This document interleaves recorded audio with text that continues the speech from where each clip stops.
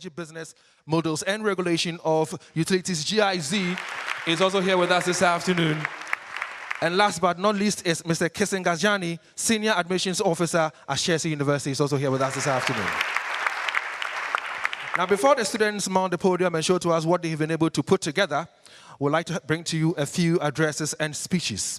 At this point in time, we'll take the welcome address by Mr. Thomas Kwame Boateng, Deputy Regional Director, Ghana Education Service for the Ashanti region. Please welcome him warmly with a round of applause.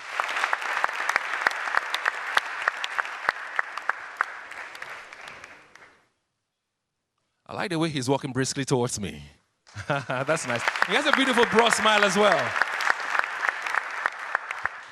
Thank you very much, David. I bring you greetings from the Regional Director of Education, Ashanti Region, Dr. Williams Kwame Amankra Pia. Distinguished guests, ladies and gentlemen, good afternoon. I deem it a singular honor to welcome all of you to the Northern Zonal edition of the 5th Senior High School Renewable Energy Challenge. I am thrilled to see so many enthusiastic students, dedicated teachers, and supportive communities together here today.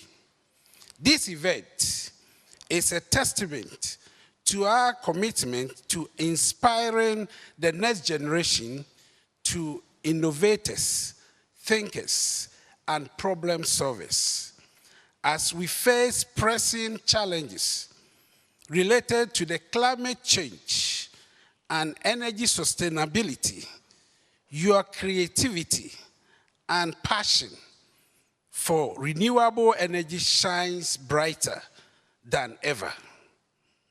Over the coming hours, you will exhibit exciting projects that will not only challenge our knowledge and skills, but also spark your imagination about what is possible in the world of renewable energy and energy efficiency.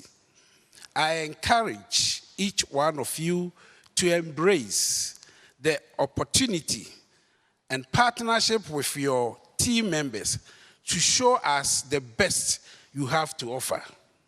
Together, we have the power to shape a brighter, greener future for our communities and beyond.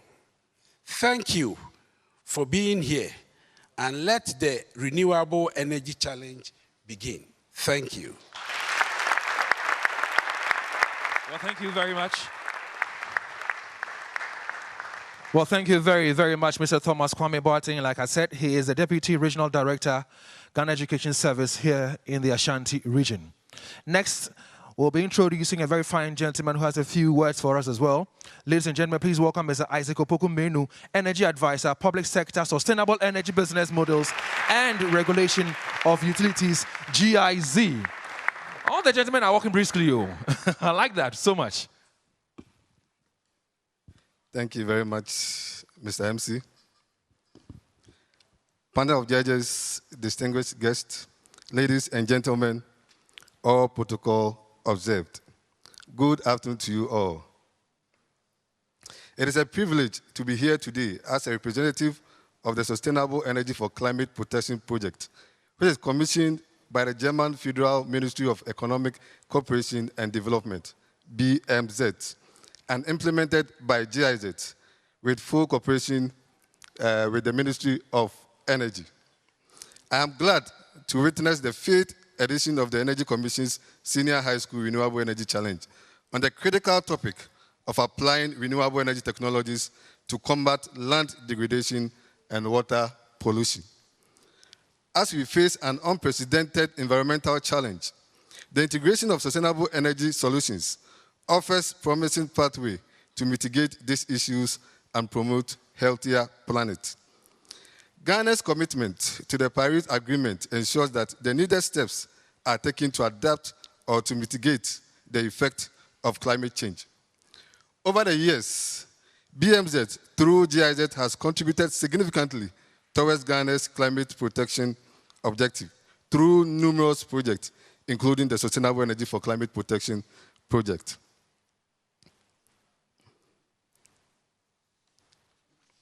We are also pleased to partner with the Energy Commission once again to bring this year's school challenge, as we did in previous years.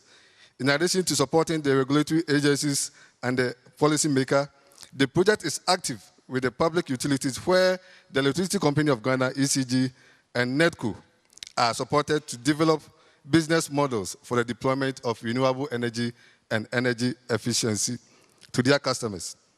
Our support to the private sector through the Association of Ghana's Industries Energy Service Center ensures that commercial and industrial consumers of electricity are well versed with the renewable energy services.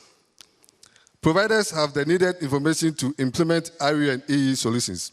The Sustainable Energy for Climate Protection project also supports public buildings with renewable energy interventions.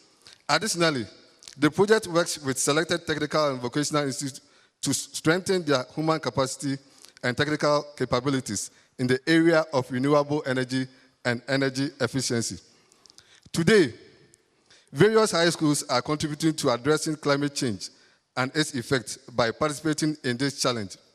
I am looking forward to the novel innovations the various schools have come up with to find solutions to land degradation and water pollution, which will go a long way to address climate change, ensuring environmental sustainability, and supporting the achievement of the Sustainable Development Goals. May today not just be a day that we witness a senior high school renewable energy challenge, but may it be a day that we witness the genesis of you contributing to a sustainable energy world, the genesis of you making a difference, and the genesis of your generation investing in climate action. We wish you all the best, and may the best team win. Thank you very much. Thank you very much, sir. But when he says, may the best school win, do you have an idea as to which school is going to win? You have an idea? You want to share? Please put your hands together for him one more time for me. All right, so let me also introduce this very fine gentleman to you this afternoon, because he also has a few words to share. Like you heard from Mr. Isaac Opoku-Menu a while ago, he says he's looking forward to this challenge this afternoon because he anticipates that the novel innovations from these young ones will blow our minds away. And that's why we're having this program live on television on Joy News. Now, if you're watching us on television, why don't you call a relation or a friend and tell the person, listen, tune in to Joy News and watch what these young, amazing students have been able to put together. Ladies and gentlemen, please put your hands together one more time as we welcome Mr. Kisinga Jani, Senior Admissions Officer at Shesi University, as he also mounts the podium and gives us a few words as well.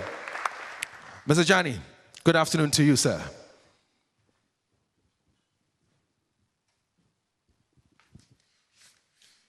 Good afternoon. Good afternoon. Right, so my name is Kisinga Jani, and I must say that I'm delighted to be here this afternoon, standing in for the Executive Director of Admissions and Financial Aid on this august occasion. But before I begin with my speech, I'd like to obviously acknowledge the Director of Renewable Energy and Energy Commission, Mr. Kofi Ejaku, and your esteemed executive team, the Ashanti Regional Director of Education, Dr. William Appiah, the hardworking staff, of course, of the Ghana Energy Commission and allied organizations present here, distinguished guests, ladies and gentlemen, our friends from the media, and all protocols duly observed. Now, as many of you would know, Ashesi University is still committed to raising ethical and entrepreneurial leaders for Africa. I'm sure some of you here may have encountered some of our students in your workplace or even here on our campus, and you would attest that the hallmark of an Ashesi education is academic excellence and innovative thinking. Now, over the past 2 decades, Ashesi University has strived to empower its students with the knowledge and skills to identify some of the challenges that we face within our time. Today, as I stand before you and look into the future, it is imperative that we also identify some of the present issues that faces our continent: climate change and the need for sustainable development for our future. Now, you would agree with me that the African continent is blessed with abundant natural resources as well as young, vibrant population. However, we need to harness this potential by investing heavily in sustainable energy solutions. At Ashesi University, we believe that for a sustainable, or the key to a sustainable future lies in the hands of the youth, your hands, the next generation of thinkers, the next generation of innovators and leaders. And I must say this morning, it is with this belief that we proudly sponsor the Ghana Energy Commission Renewable Energy Challenge. This initiative for us aligns perfectly with our mission. And that is what? To cultivate and foster a culture of innovation among our students. So by sponsoring this competition, Ashesi University, hopefully, is inspiring and encouraging young minds like you to bring out cutting-edge solutions that are eco-friendly, further pushing the agenda of sustainability within our continent. You would agree with me that the Energy Commission Renewable Challenge is more than a contest. It's an opportunity and a platform for our students here to showcase their ideas, to collaborate with like-minded students, and receive mentorship from industry leadership. It is also an opportunity for them to turn their visionary concept to practical solutions that bring a change within our communities and beyond. So this morning, I'm very, very excited because Ashesi University is not only sponsoring this competition, we are investing in the future of renewable energy here in Ghana. And I'm sure you are excited as well. And if you are, I want you to give yourself a huge round of applause. Being here this morning, your presence here shows that you are supporting this big initiative. This morning, I also want to take you to the Parliament House a bit, and I want you to follow me on this. If you believe that the future of renewable energy in Ghana is bright, I want you to say, yeah, yeah. Yeah. I never knew you had so many aspiring MPs here in this auditorium, but it's a good thing. On a lighter note, I believe our policy makers can roll out policies that would help scale up the impact of renewable energy here in Ghana. Thank you very much, and may the best minds win today. Mr. Johnny, don't leave me yet. Don't leave me yet, Mr. Kissinger Johnny. I like the way your name sounds, Kissinger Johnny. Now, one or two questions for you before you take leave of me. First of all, in detail, what are your expectations of the contest this afternoon? And two, what do you expect or hope that policymakers would do with what these young ones will be exhibiting or projecting today? So my expectations this year, and I know the students here this morning have worked really hard with their teachers.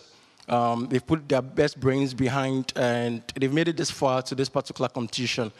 Unfortunately, I don't have any favorites, but I know for everyone who has put in an effort into this project, obviously that hard work would definitely pay off today. And in regards to policies, these students have really worked hard. I'm hoping that the winner of this competition, or some of the ideas that come up, would obviously be implemented to help us drive that sustainability that we all are fighting for. Thank you very much. Well, I'm sure we can do better with the applause. Let's make it better for him. Thank you so much, Mr. Gajani. It's now time for the keynote address. And the keynote address will be given to us by Mr. Kofi Ejako. Now, Mr. Ejako is Director, Renewable Energy and Energy Efficiency, Energy Commission, Ghana. Ladies and gentlemen, please put your hands together for him as he joins us to present to us the keynote address.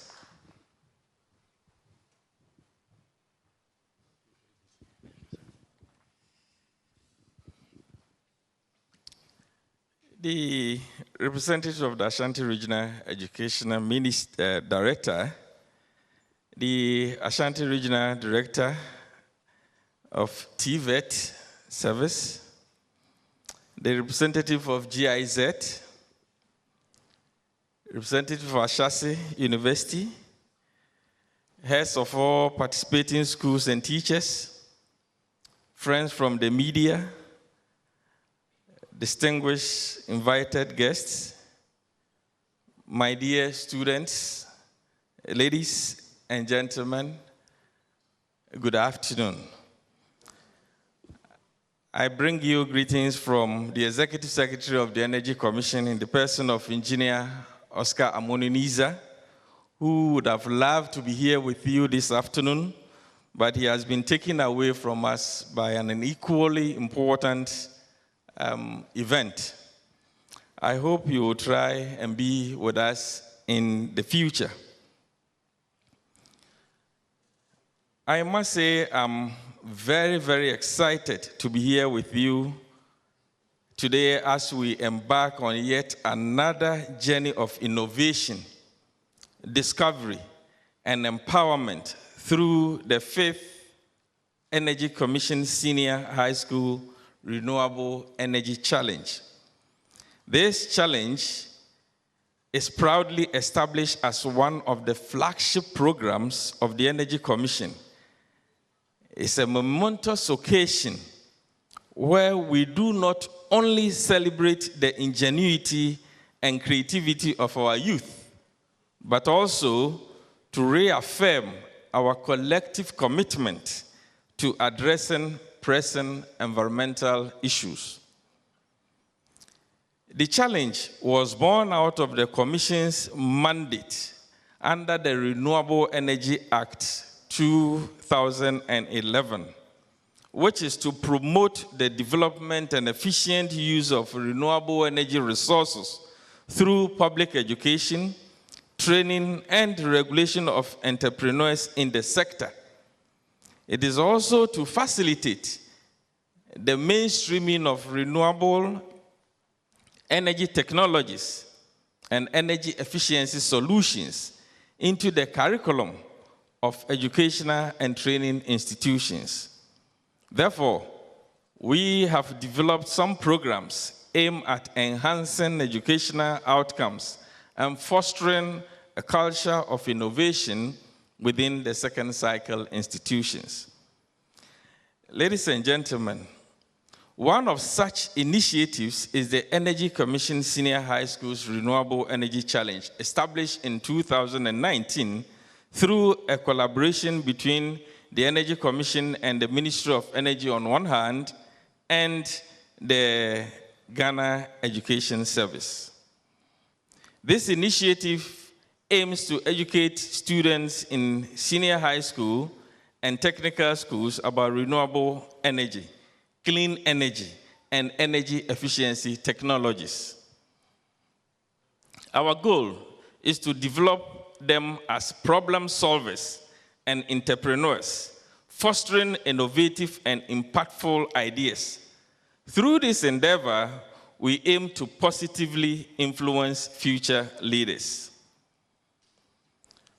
For far too long, there has been a disconnect between our educational system and the ever-evolving needs of our industries.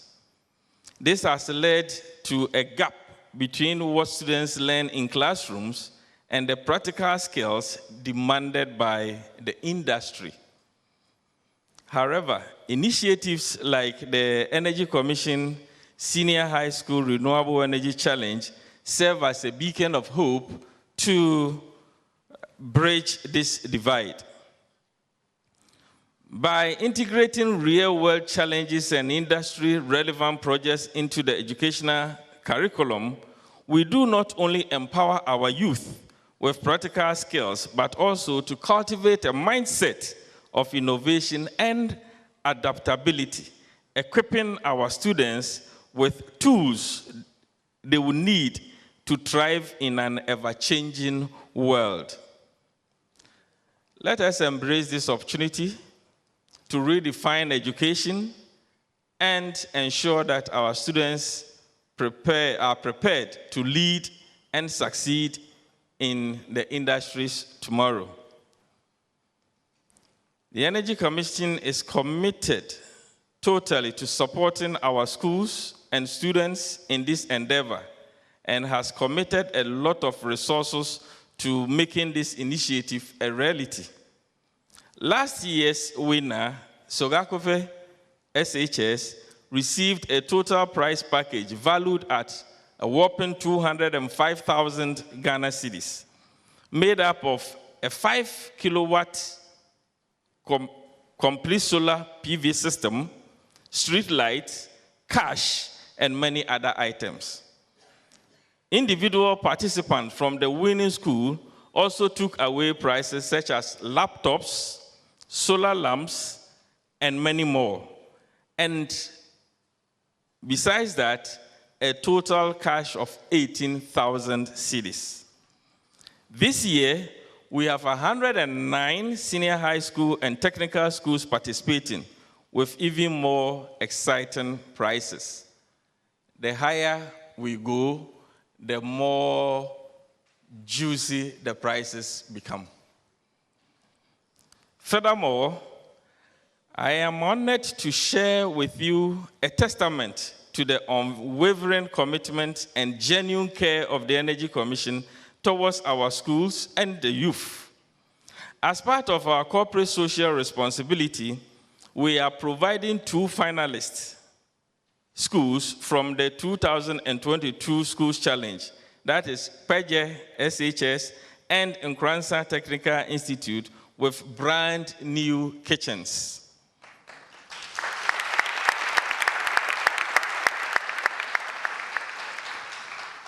These kitchens are fully equipped with improved institutional cook stoves. This initiative not only underscores the Energy Commission's dedication to foster positive change, but also highlights the value that we place on enriching the educational experience of our youth.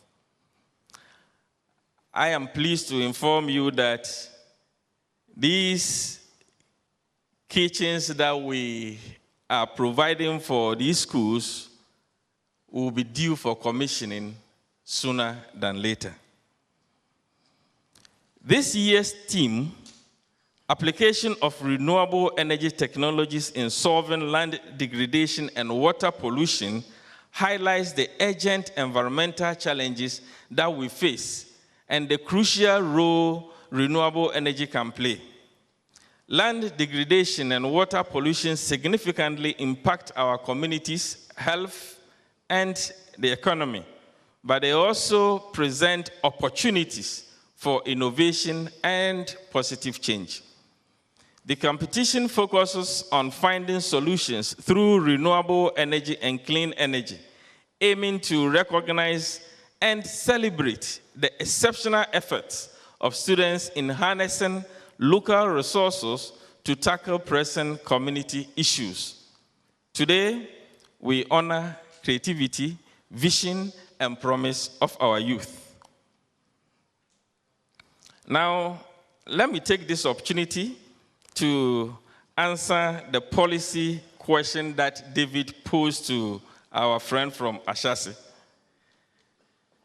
The Energy Commission's commitment to the long-term sustainability of schools challenge is highlighted through partnerships such as a memorandum of understanding that we have signed with the Council for Scientific and Industrial Research, CSIR.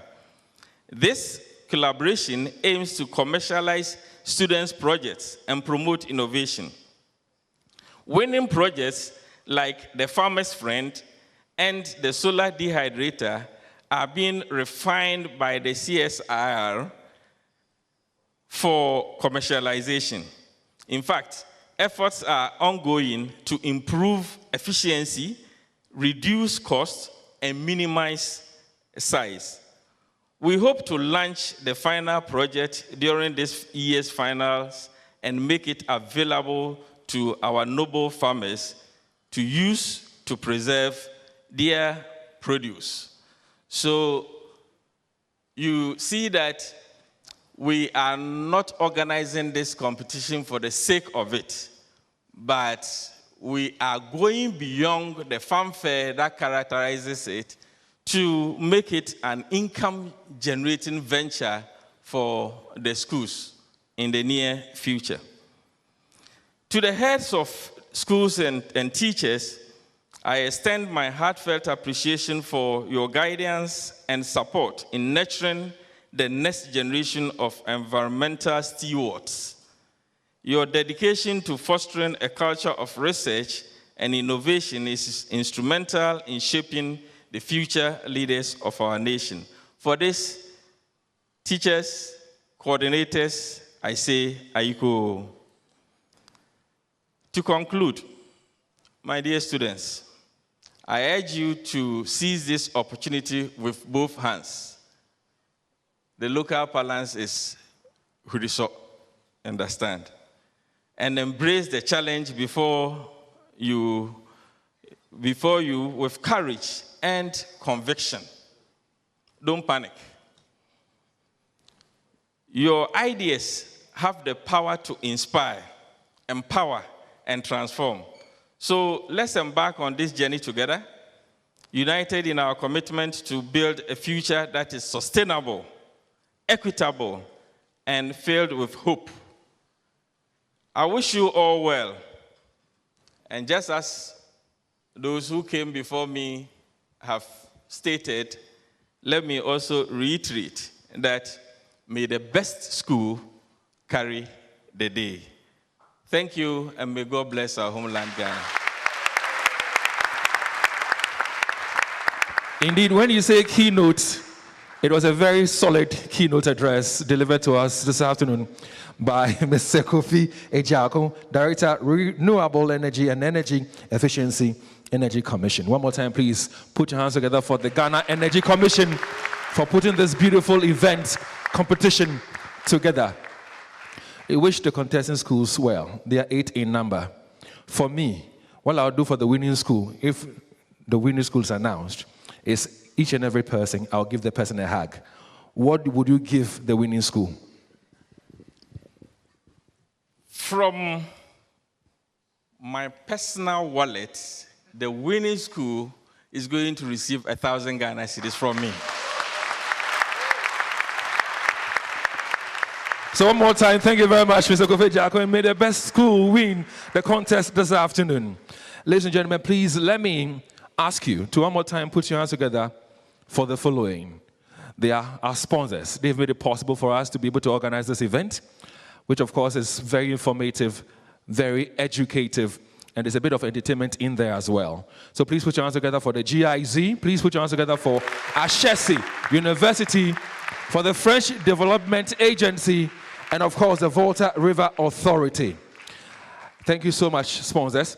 I would also like to acknowledge the presence of a very special person who is amongst us this afternoon. Mr. Richard Jamfi Addo is Ashanti Regional Director, Ghana TVET Service. There he is. Thanks very much, sir, for joining us. So we're here and we're witnessing the 5th edition of the Energy Commission's Senior High Schools Renewable Energy Challenge. This is a Northern Zonal Challenge. It's under the theme, Application of Renewable Energy Technologies in Solving Land Degradation and Water Pollution. Now, I'm very excited about this because my colleague with me at Love 99.5, Erastus Saridonko, has done extensive work when it comes to Galamsey, the impact it's having on our water bodies and, of course, the environment in general. So I'm really eager to sit down and watch the novel innovations that these young ones will be presenting to us this afternoon. Now, for your information, each school will have 10 minutes to do their presentation, and there's a timer available, so they will not go beyond the 10 minutes.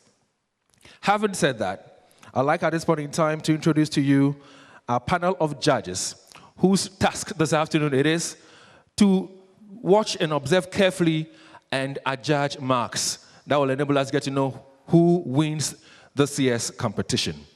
Ladies and gentlemen, please, first of all, I'd like to introduce to you Professor Francis Kamensoa. He's a Dean, Faculty of Mechanical and Chemical Engineering, KNUST. Please put your hands together for him for me. Professor Francis Kamensoa. Are you the one in the middle? Okay, yeah, I like his beard as well. For the beard alone, give him a round of applause again for me. Yeah, that's nice.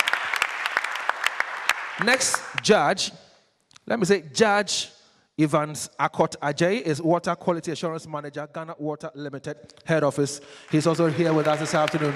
Thanks very much, sir, for being here. And if the camera can capture him one more time, I like the combination, how well dressed you are this afternoon. I really, really fancy it. One more time, round of applause for him, for me. Mr. Or let me say Judge Evans Akot Ajay.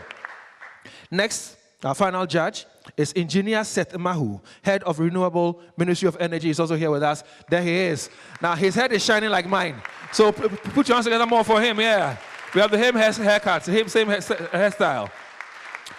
Now, I'm sure that for those of you watching us on television, listen to us on the various media platforms, and those of you in this beautiful auditorium, you're eager to see the work that have been put together by these amazing students representing these 8 schools. They'll be mounting the podium in a bit, and they'll be showcasing to us what they have to offer. But for now, we're taking 5 minutes break. When we return, the main competition will begin. Thank you very much. So although we have a timer that will be, counting down for you to know whether you're within your 10 minutes or, beyond your 10 minutes, what we want to do for you is this, to the competing schools and especially to the students. Anytime you hear this sound, when you start your presentation, there will not be any sound. But this sound is a key to you to stop your presentation. I'm sure that you've done enough rehearsals and can do it within 10 minutes or even less. If you go beyond the 10 minutes, it might go against you because the panel of judges know that you're supposed to do your presentation within 10 minutes. Thank you. So welcome back to this beautiful auditorium here at the KNUST. It is the Engineering Auditorium, also nicknamed the Kuma Play, where the 5th edition of the Energy Commission Senior High Schools Renewable Energy Challenge, the Northern Zonal Challenge, is on.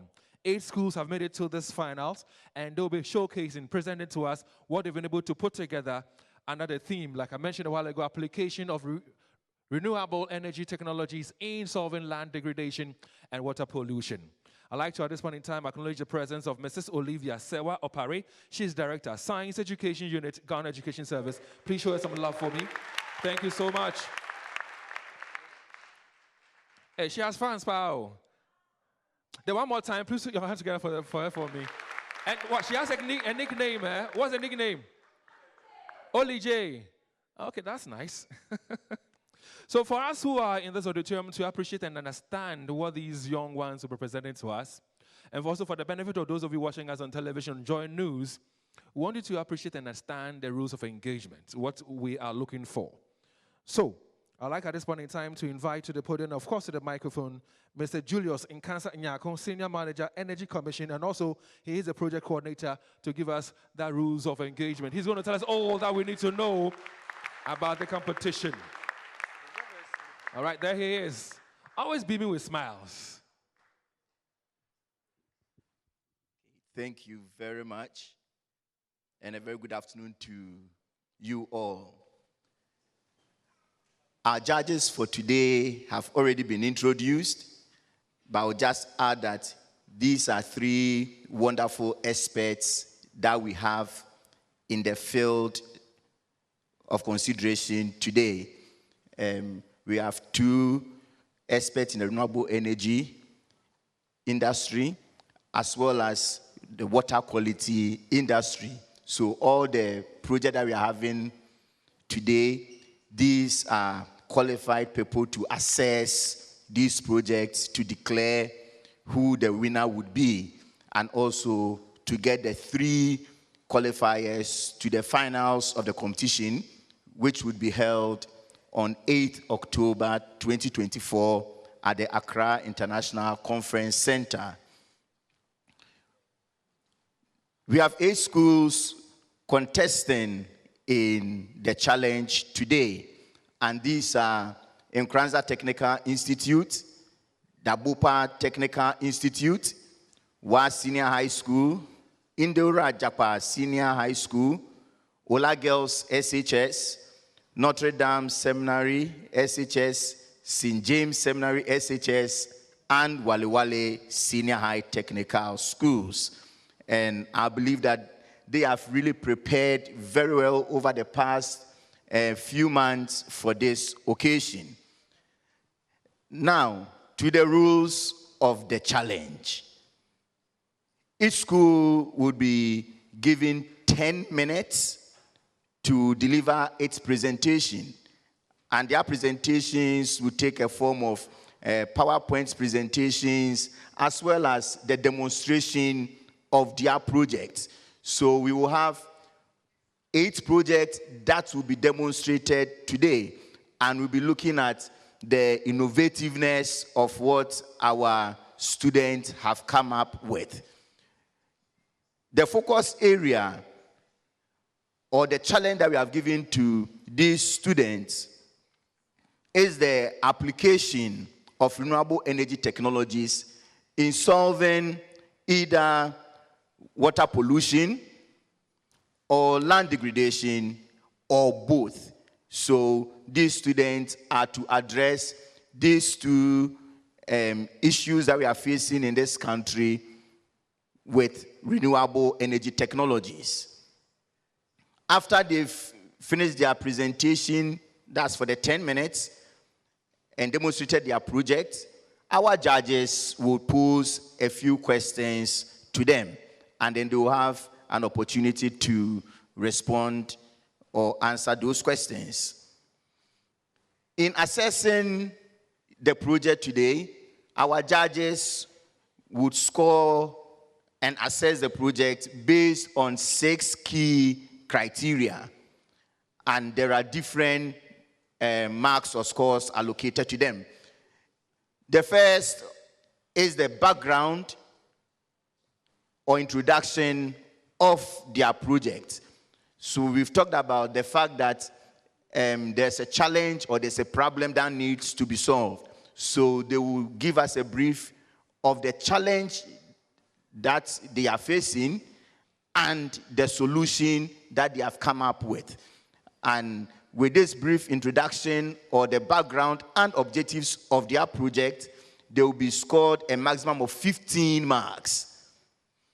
Then, as part of the demonstration of their project, we would want to see the innovation involved in the project that they have developed. So we want to look at the uniqueness of the project. It could be an existing project, but then the judges will be looking at any additionality that the students have introduced to make their project unique or different from what already exists. And with that background, showing the innovativeness of the project, they will be scored 25 marks. Then the third one is on the technology. And today's challenge, the technology is based on renewable energy technologies. So we want to assess them on the type of technology that they would be using. Is it based on solar energy, wind energy, or any other technology that they will be using? And they'll be scored 10 marks for that. Looking at the theme or the challenge that we pose to our students, we would want to know how their project benefits the environment. So for the benefit or the solution that they are bringing to the environment, they will be scored 10 marks, and they would articulate these to us. Then we also look at the social impact and or the economic benefits of this project, and they will also be given 10 marks for that. How their project will benefit the community in terms of health or improvement in the livelihoods of people. The next criteria is on teamwork. This challenge is a project-based challenge. So we work together as a team to brainstorm and come up with an innovative solution. So our judges will assess our students on how they collaborate or even collaborated in putting together their project.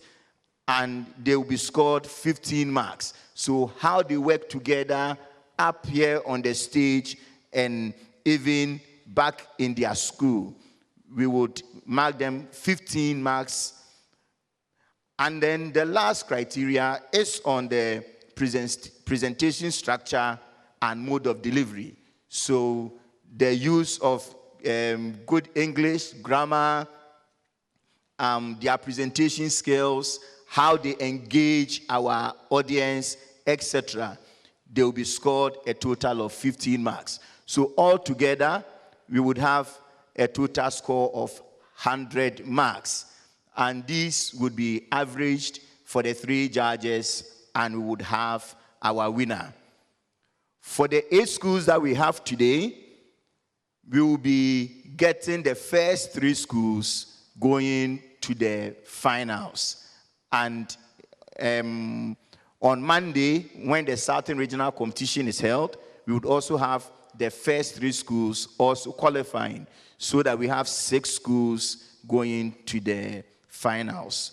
So with this, I believe that we are all on the same page, and those of us even in the house, we would also be scoring with our judges.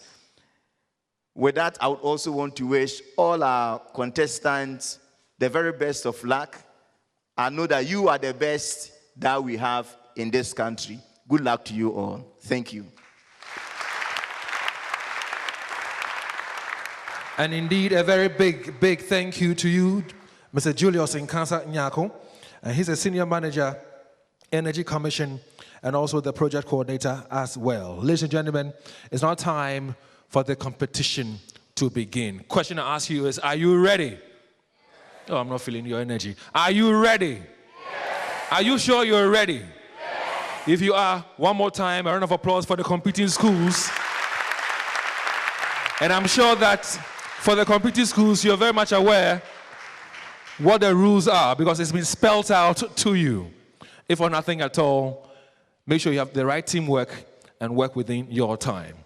The first school to mount the stage and do their presentation is Nkranza Technical Institute, and they are on stage already, more than ready to do their presentation. Over to you.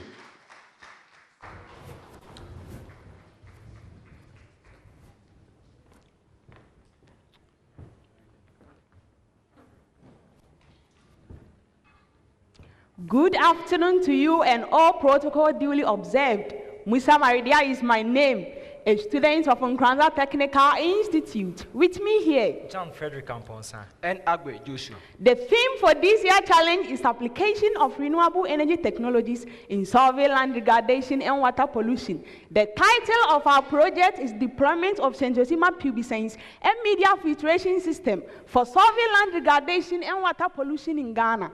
Land degradation and water pollution are pressing environmental issues in Ghana, affecting agricultural productivity, water quality, and public health. This project proposes an innovative solution that integrates biological and technological methods to restore and protect the environment.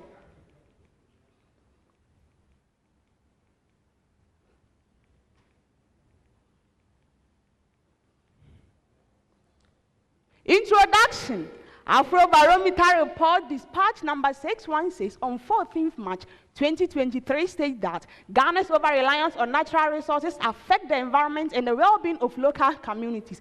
The World Bank estimated the cost of $6.3 billion for 2017, equivalent to 10.7 gross of domestic product. One pressing environmental issue in Ghana is illegal mining, locally known as galamsey, which the use of dangerous chemical and poor waste management have caused water pollution and soil contamination that pose health risks to nearby community, water production, and agriculture. Problem statement. Ghana faces severe land degradation and water pollution challenge resulting from the activities of unregulated mining, deforestation, industrial waste, and sewage discharge, which affects agricultural productivity, water quality, and public health. Hence, the need to prefer PAFES as a sustainable and eco-friendly method to curb this menace. Objective of the project. We have three main objectives of our project. We plant Centrosima pubescens seed on the degraded land for reclamation. The second one, we use solar power pump to lift the polluted water into media filtration to get our clean water. After getting the clean water, we use another energy solar pump to lift the water to irrigate on the degraded land, cover the Centrosima pubescens seed. The broad diagram of our products, we have a source of polluted water, which we have inserted a solar-powered pump inside. The solar-powered pump is to lift the water to our reservoir, which can be seen here, and then passes through this pipe to our first filter and move to the second filter to get our clean water. After we get our clean water, another solar-powered pump is used to lift the water to irrigate a land covered with Centrosema pubescens seed. This is the architectural drawing of the power face. This is the 3D of the power face.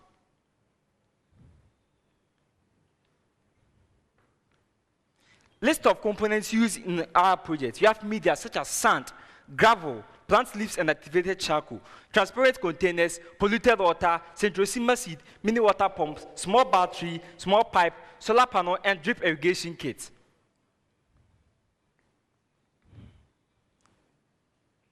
Next slide.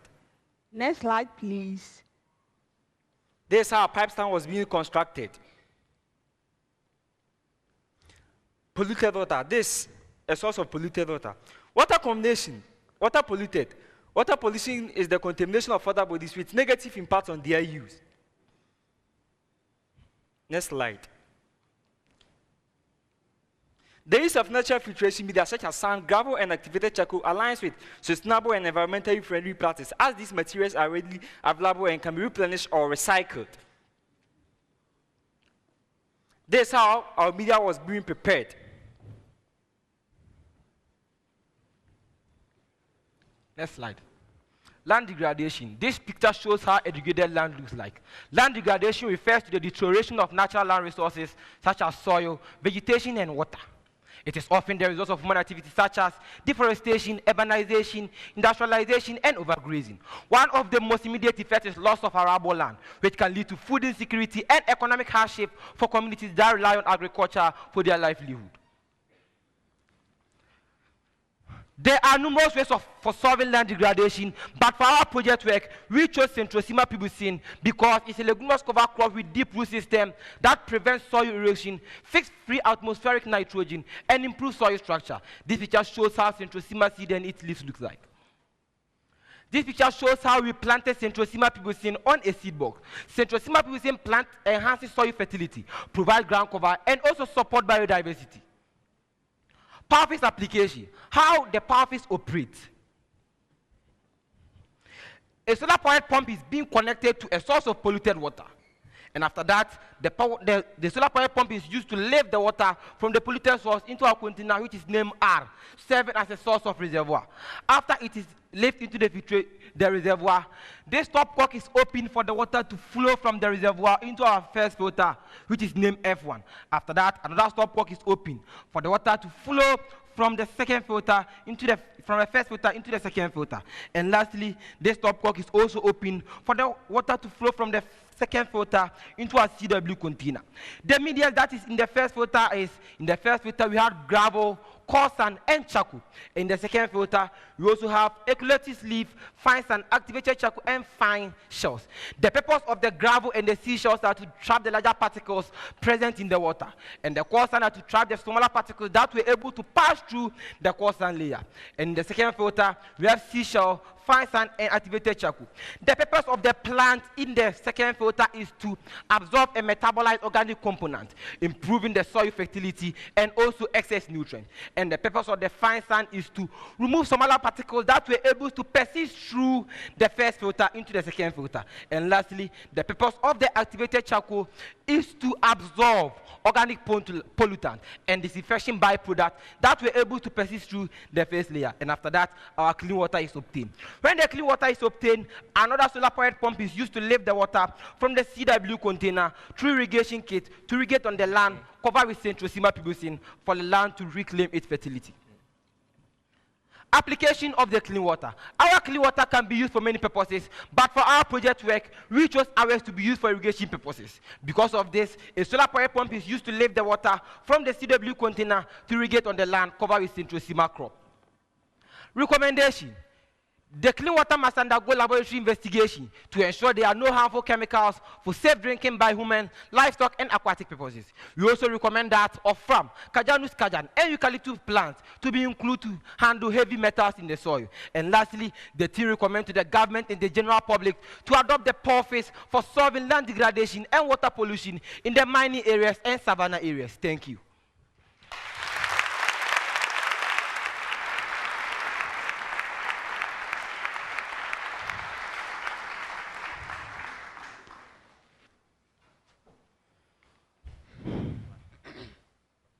All right, so that was Nkranza. Yes, Nkranza Technical Institute with their presentation. Panel of judges, any questions for them? All right, thank you very much, Nkranza, for the presentation. It's an interesting concept. I think in a nutshell, all you are saying is that you're able to use renewable energy to pump wastewater, treat it, and then use it to irrigate this plant, which you then transfer to the field to deal with developmental maintenance, right? I have two basic questions for you. The first one, have you looked at the baseline of the source water? I'm referring to the pH. You know what the pH is? I believe you're all science students. You're not science students? Potential hydrogen. Yes. So have you looked at the level of pollution of the water before you pumped it into the reservoir? That's the first question. The second question is, if you look at the setup, you are using the upper reservoir as the holder for the wastewater. Definitely silts will be collected at the base of the tank. How did you address that in your work? Thank you.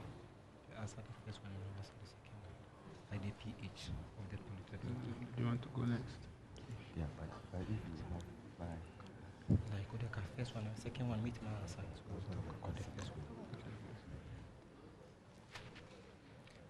Where we get, thank you for the question.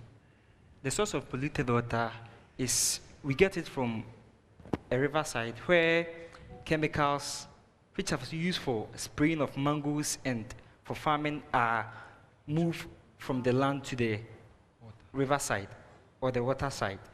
That's where we get our polluted water. Did you answer the question? I'm not in doubt of where you get the polluted water from.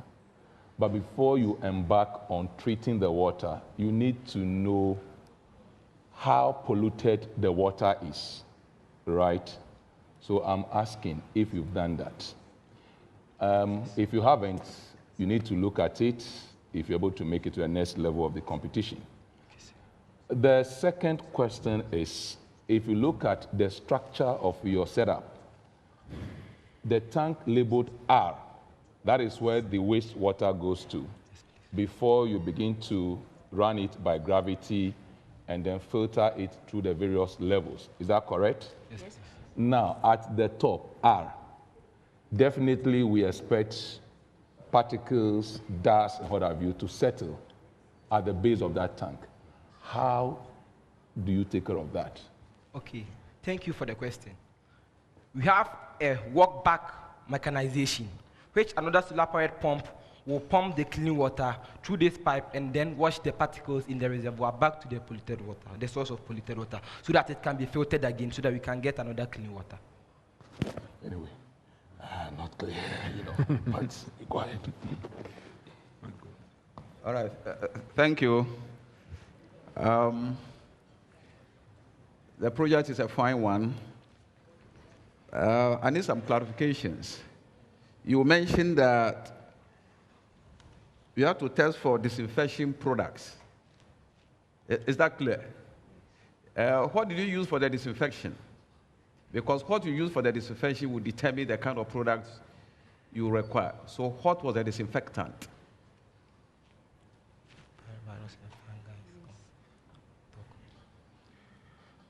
Say, virus and bacteria. No, yes. You have to disinfect to take care of the virus and the bacteria. Yes.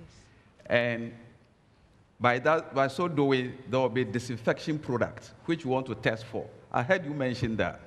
So I just want to know what you use for the disinfection to take care of the bacteria and the viruses.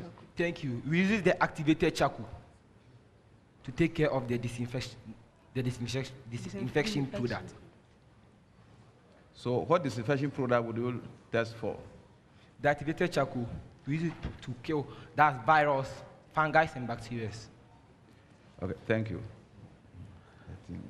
Let me just one comment. I don't want to ask a question. You see, you want to irrigate this crop, and perhaps the water source is already good for irrigation. You didn't have to go through all this. So it's important that you get the quality of the original water before you do that. I mean, maybe all this process may be useless for a specific context because the water doesn't need filtering if it's only for irrigation and not for drinking or doing other household chores. Okay? Thank you very much. Well, thank you, panel of judges. Thank you very much to the panel of judges. Okay. Please, we would encourage you to conduct some chemical analysis of the source water. Let's know the composition, the level of pollution. So at the next stage, if you're able to make it, you can present that, as the baseline. Thank you. Well, thank you very much, panel of judges. They deserve a round of applause, don't they? All of them. Thank you, thank you. The next school will be Dabokpa Technical Institute, but before then, Emmanuel Bright Kweku has a lead teacher with him, and he's going to do a few, discussions with him. Emmanuel Bright Kweku, take it away.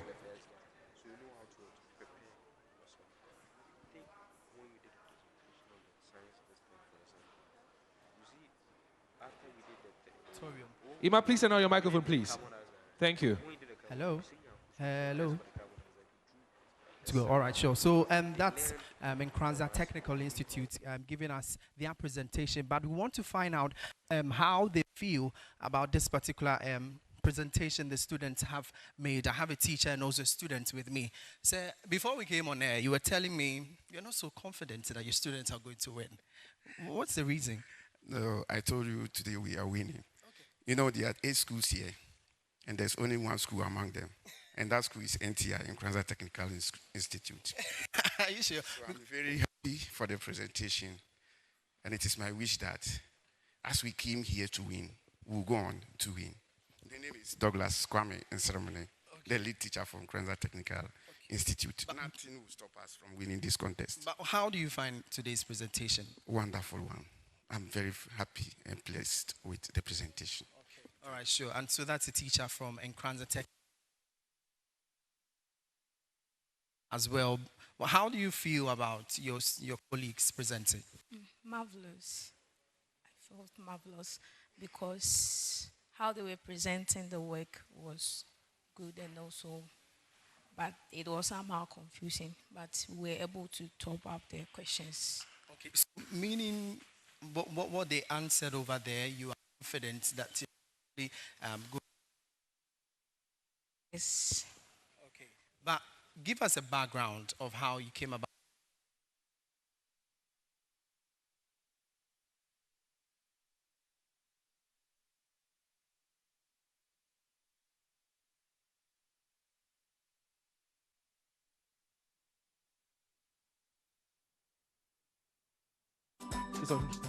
The multi-TV Dig Box. I'd like to inform you that you are watching the 5th edition of the Energy Commission Senior High School's Renewable Energy Challenge. This is the Northern Zonal Challenge. Very soon to come your way will be that of the Ashanti region. At this point in time, we would like to introduce to you students from Dabokpa Technical Institute, and they are the next school ready to do their presentation.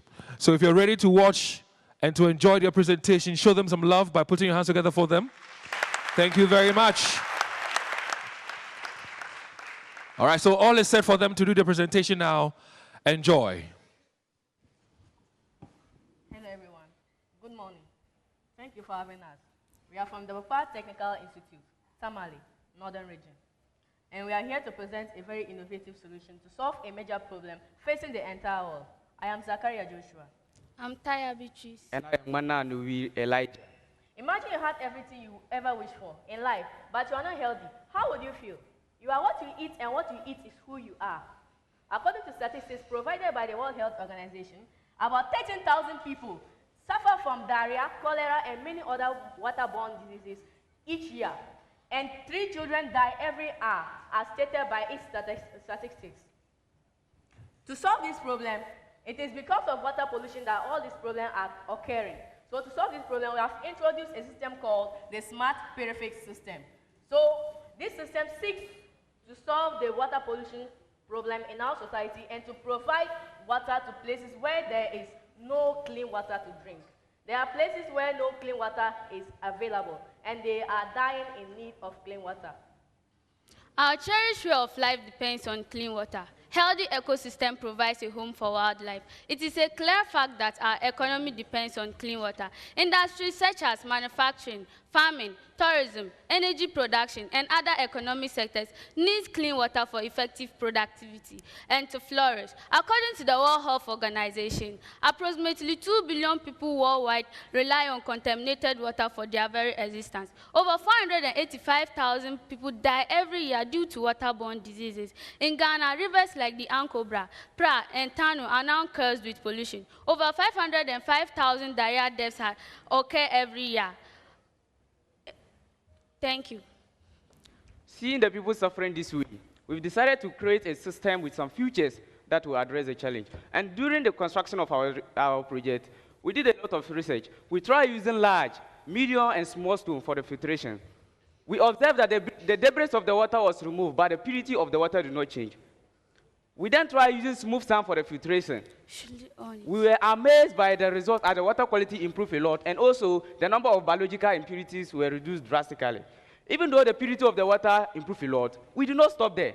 We filtered the water using activated charcoal, and we ended up by removing chemical contaminants from the water. All this we are talking about is our smart purification system. The smart purification system simply means purifying and the removal of impurities and contaminants from the water. Comparing our system with others, we've realized that our system came up with the best of the following advantages. 1, cost-effective. Charcoal and sand are relatively inexpensive materials, making the purification method an affordable option for individuals in need of clean drinking water. 2, easy filtration. The contaminated water is passed through several purification stages to ensure that the water is free and safe for drinking. 3, the use of smart electronics automation. Our system is equipped with smart electronic system, which minimize human labor, ensure responsible water management, monitor the system activity, and ensure security. It reduces waterborne disease, and the use of renewable energy. Renewable, it contributes to the reduction of energy costs, and reliable and affordable to electricity. Renewable energy plays a crucial role in our system by making the system more economically and environmentally sustainable. So you might wonder, what are the materials that we use to come up with this beautiful system and this amazing platform here? So we use metals to construct our metal frame, as you can see inside. Plastic containers to serve as the various filtration units. Then we use PVC pipes. These are the PVC pipes to connect the various filtration units together. And we also use a microcontroller, which is located inside this junction box. So the microcontroller controls the electronic compartment of our system. Then we use an RFID sensor, which simply means radio frequency identification. So this is a sensor that has its card. So without the card, you can't get access to the water. Then we use a complete solar PV system, which is a solar panel, an inverter, a charge controller, and accumulators. And we also use an ultrasonic range sensor, which is in this unit. So the ultrasonic range sensor senses the water level inside the reserve tank. Then it will be able to stop the water flow if in case the water reaches the threshold of the reserve tank. So you might wonder, how did we come about with this system? We constructed the system by first of all welding our metal frame. Afterwards, we fixed our plastic containers. Then we connected the PVC pipes to the various filtration units. And after that, we mounted our electronic compartments. So you might wonder, now that the system is set, how do I use the system? How do I access my water? What are the stages that the water goes through? The water goes through some simple stages to give you clean water. First of all, it has to enter the first unit, which is the reserve tank. So this reservoir stores the water before it is then passed onto the first filtration unit. So when it is passed into the first filtration unit, it contains gravel or coarse sand, coarse stones. So these stones are able to filter out debris in the water. So the debris that are in the water will be filtered using this unit. Then, before it is passed on, we have introduced a filter. There's a filter here which helps to filter further more debris that are smaller for the stones to absorb or to filter. Then it is passed to the next unit. The next unit contains smooth sand or fine sand. This fine sand filters out all microorganisms in the water. So microorganisms such as bacteria, viruses, and other microorganisms are filtered using this unit. So before it is passed on to, there is another filter to further filter the water before it is passed onto this stage. And in this stage, we have what we call activated charcoal. So this activated charcoal filters and removes all chemical contents in water. We all know that, or most of us will know that, charcoal has the ability of removing or absorbing chemical contents that are in the water. So this absorbs the chemical contents in the water, and it is known as the biochar absorber. And this unit is known as a biofilter. This is the biofilter, and this is the pre-filtration stage, and this is our reserve tank. So this is the final stage of our project. In this final stage, the water is pumped using a DC pump, an AC water pump. So to access your water, the user simply has to use an RFID card. This is the card. So you place it over. You see that it's a wrong card, so it won't accept. Then when you use the right card, the system will accept, then give you access to the water. It will say access granted. So then the water will be able to pump through that DC pump that is inserted into the storage tank. So when the water is pumping, it pumps for 30 seconds based on the user satisfaction. If you are using a bigger or a sizable container, so you might adjust it to the time that you need it to pump your water. And also, about the solar PV system, we have realized that grid services may disappoint us many times. There have been times that we experience blackout. So what if in case the blackout happens and then you need your water? So that is why we have introduced the solar power system. So we have the solar panel here. We convert the sunlight into electrical energy. Then this electrical energy, before it goes into the accumulators, there is a charge controller. So this charge controller will monitor the charging level of the battery. So when the batteries are fully charged, it stops the flow of power from the solar panel to the accumulators. Then we take the power from the accumulators to an inverter. This inverter converts DC current, DC voltage to AC voltage. So, and when it steps it out 220 volts or 240 volts. So when it is stepped up, then the system now takes this 220 or 240 into our microcontroller. There are relays and other components inside. So when the microcontroller senses that the water level inside the reserve tank is up, it triggers the relay to switch off the pump that will be pumping the water to the reservoir. So when it switches it off, then it will ensure that there's a smooth flow of water in the system to avoid overflow and other disturbances that might occur. So the reason why we have placed the RFID sensor is that there are most cases that you might be aware and somebody will use your system without you knowing. So with the RFID sensor, it ensures that the wrong person cannot get access to your water. Assuming I'm an intruder and I come with a different card, then I place it. It will not accept. And also we have introduced a reset button. So in case your system is still pumping the water and you have enough water, you press the reset button, then switch it off and switch it on again. Then it comes again to the restart. It will restart again. Then you put your RFID card. If it is not the right one, it says it will deny the RFID access. Then you will not be able to get the water because you are not the rightful owner of the water. So this water can be used in various fields where people lack water. There is the complete lack of water causing death and other issues. We thank you for accepting our innovative approach and thank you for having us here to express our concern for the world.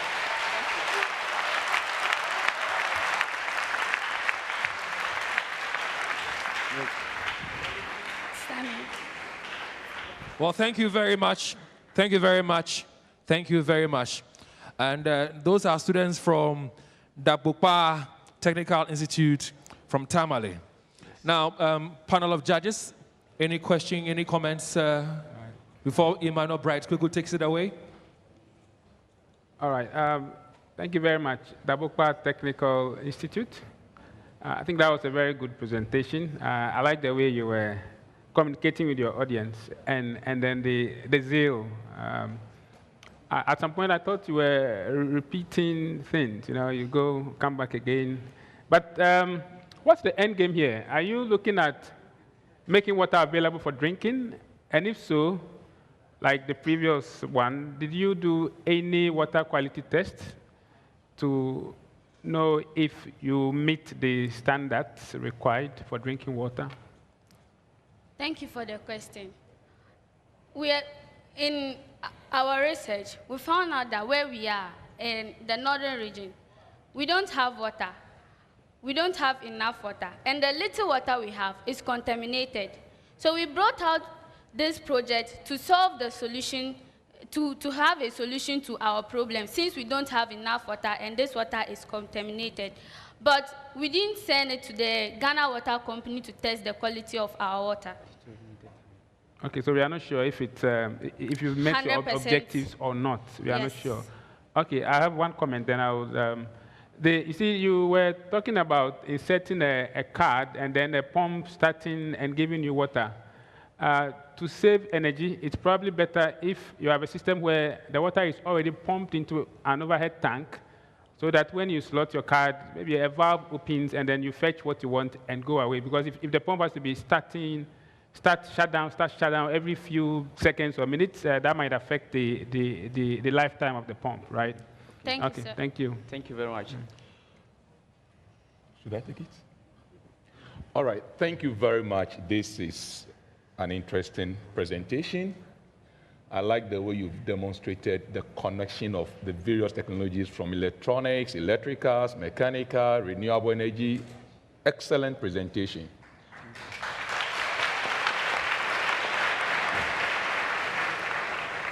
I see a big potential for what you've done. Ghana Water could tap into this know-how. For example, the RFI card, which would allow access. We could go a step further, where the RFI card can actually be used for revenue mobilization. If this is accepted and it becomes maybe a community water purification scheme, people can actually access this water, pay a token for it using the RFI card, which in my view would eliminate the human element that we have and also improve revenue. Thank you, You agree with me? Yes, sir. Very good. Now let's come to a few questions. Have you looked at how much or the volume of water you can purify in a day with this technology? Number two, what is the rated capacity of your PV system? And how does that translate into volume of water purified per watt or kilowatt hours of energy used? Very simple questions.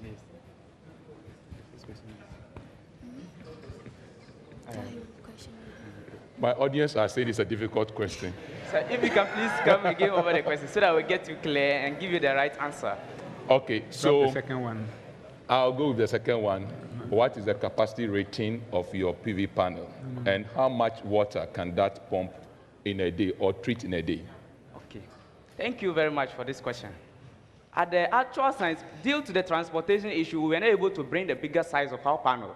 The wattage of our panel is 280 watt panel we use for the battery, the lead acid battery. They are both 12 volt DC batteries. But because of the transportation issue, we were not able to bring it. So we just brought this to tell you that our system is running on renewable energy. Excellent.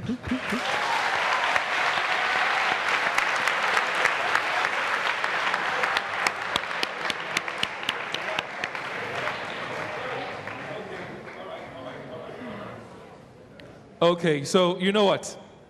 I think that aside from an excellent presentation, like all the judges have said, They are equally well dressed, aren't they? A round of applause for them as well. But initially I was saying Dabukpa, but I'm told it's Dabukpa. Yeah, from Tamale. You know what? If the Ghana Water Company man says he's not listening, he says they would want to use it at the Ghana Water Company. They will make money. So once it's your invention, charge them money, okay? Charge them money for it. A round of applause for them.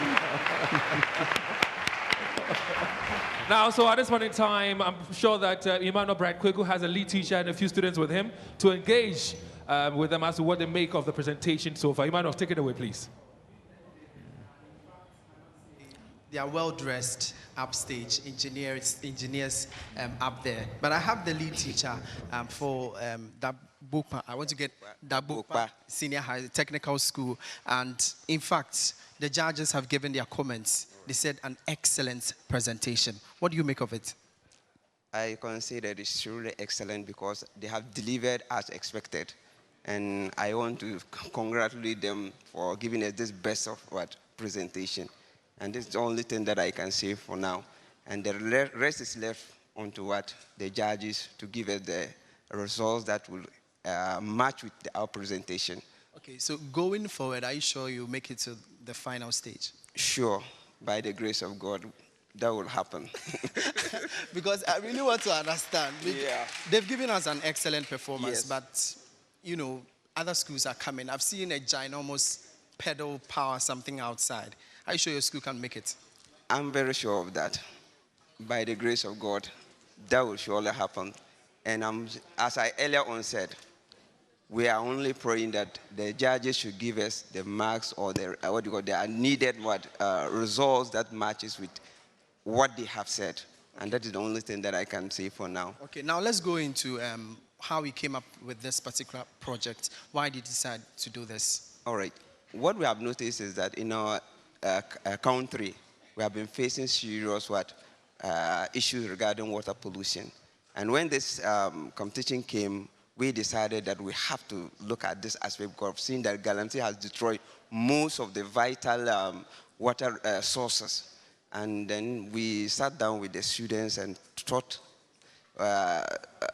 of coming out with something that can give us a nationwide solution. So upon various deliberations, they themselves realized that no, choosing the water purification term will be the best for us to go with. Okay. Yeah.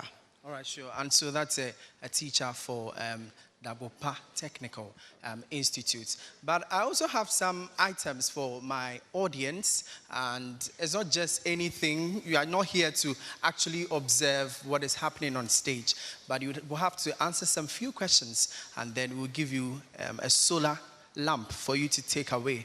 And so I'll quickly go into the audience and just find out, put out my question out there.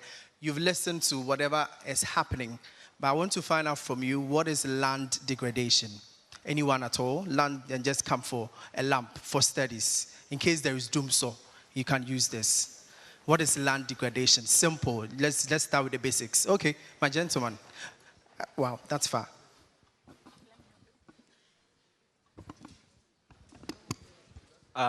Land degradation is a gradual deterioration of the quality of the environment, which affects its ability to support plants and animals.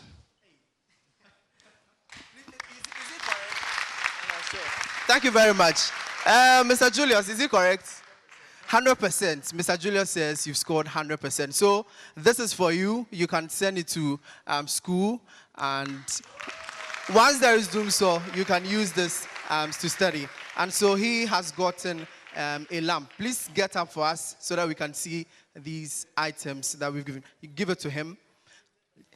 And it has been donated by the Ministry of Energy to the student. We have a lot more of these prizes going up for grabs for the audience here. So you are not just here to observe. Once you answer my questions, you are good to go. So David, you can take over. Well, thank you very much, Emmanuel Bright Kweku. Then Emmanuel, I'm also here in the audience, so ask me a few of the questions. I need a lamp as well. And to the students out there, once you get the microphone, if you want to answer a question, tell us your name and the school you are from, okay? Thank you very much. Has it been worth your while so far? Are you sure it's been worth your while so far? I've been wowed. I'm so impressed. I'm happy to be here this afternoon. The next school to do their presentation, they also have 10 minutes. Please show some love for WA Senior High School.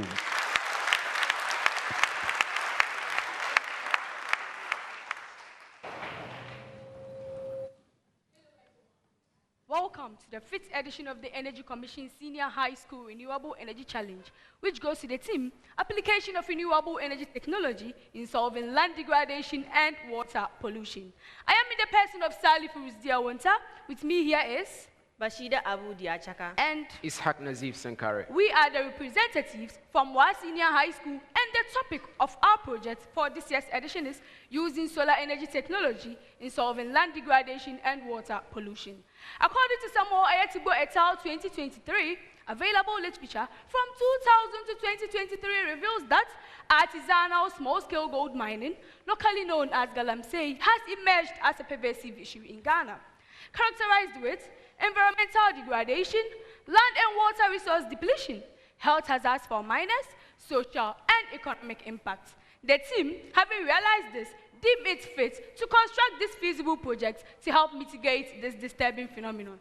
The objective of our team is to construct this feasible project that at the end of 2026, about 70% of households in illegal mining communities should see the need to adopt this project and use it in solving their water challenges. Nevertheless, ladies and gentlemen, when it comes to the construction of our project, the materials needed include plastic plate, transparent plastic tubes, PVC pipes, transparent plastic containers, a pH sensor, a turbidity indicator, a solar panel, a jackknife, hot glue, a mini pump, and a battery. With the help of the jackknife, the plastic plate is being cut into various sizes and shapes, with the height of the setup being 100 centimeters, the distance between the containers being 20 centimeters, and the distance between, from the containers being 30 centimeters. With the help of the hot glue, the various components are assembled as shown. Also, we use the PVC pipes to construct a stand where our reservoir is mounted on. Not notwithstanding, the PVC pipes are also used to construct a chamber where our sediments will settle. Ladies and gentlemen, should the abundant sunlight in the north be left away with? With the help of this solar tracker, the solar panel is able to receive optimum sun rays, which is converted into solar energy and stored in the battery. The battery, in turn, powers the mini pump to lift the unwholesome water from its source into the reservoir. Ladies and gentlemen, as you can all see, our reservoir, it is left open, and that is because some poisonous gases that may be in the water need to escape. So that's why we left it open. Then, when the water is being pumped into this reservoir, a calculated amount of alum is added. Then after which, it is left for some time to settle. Ladies and gentlemen, you would all see that some sediment settles here. So we need to get it out first before we continue with the whole filtration process. So with the help of this control valve, we let it go out.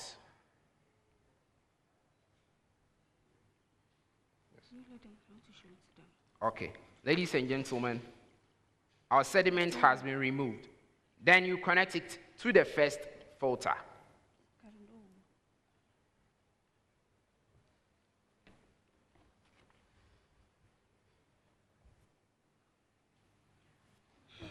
Our water is now moving into the filters, starting from the first filter.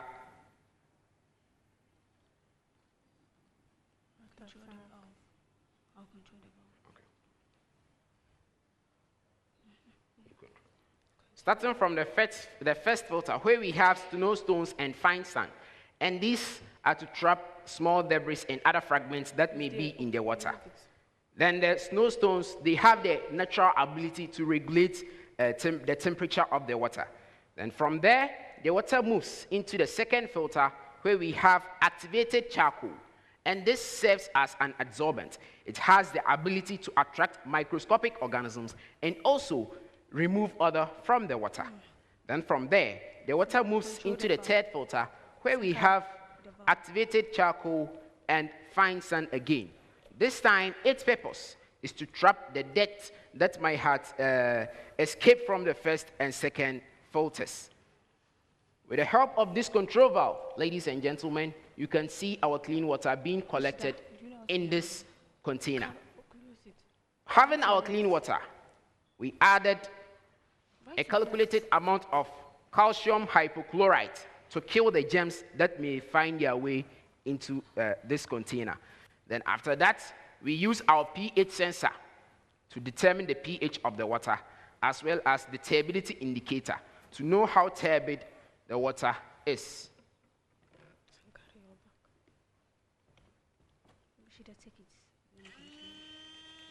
Ladies and gentlemen, this is our clean water that we are collecting in this bottle.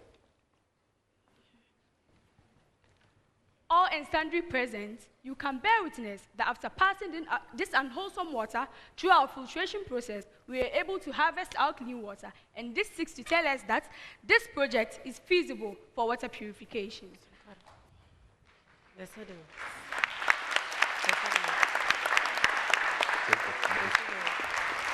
Ladies and gentlemen, having our clean water, let us test for the pH of the water.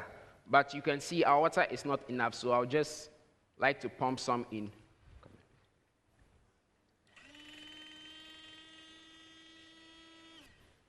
Okay. In using the pH sensor, you dip it into the water. Then you on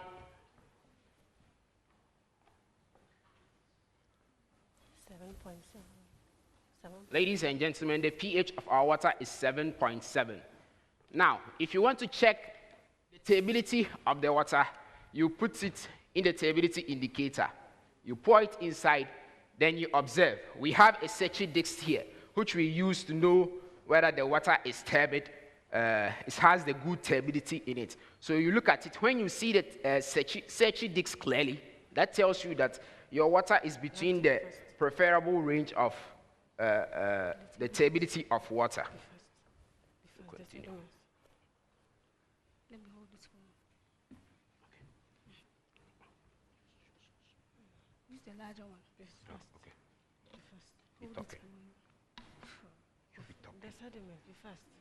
Now, ladies and gentlemen, let us collect our sediment that settles in this chamber.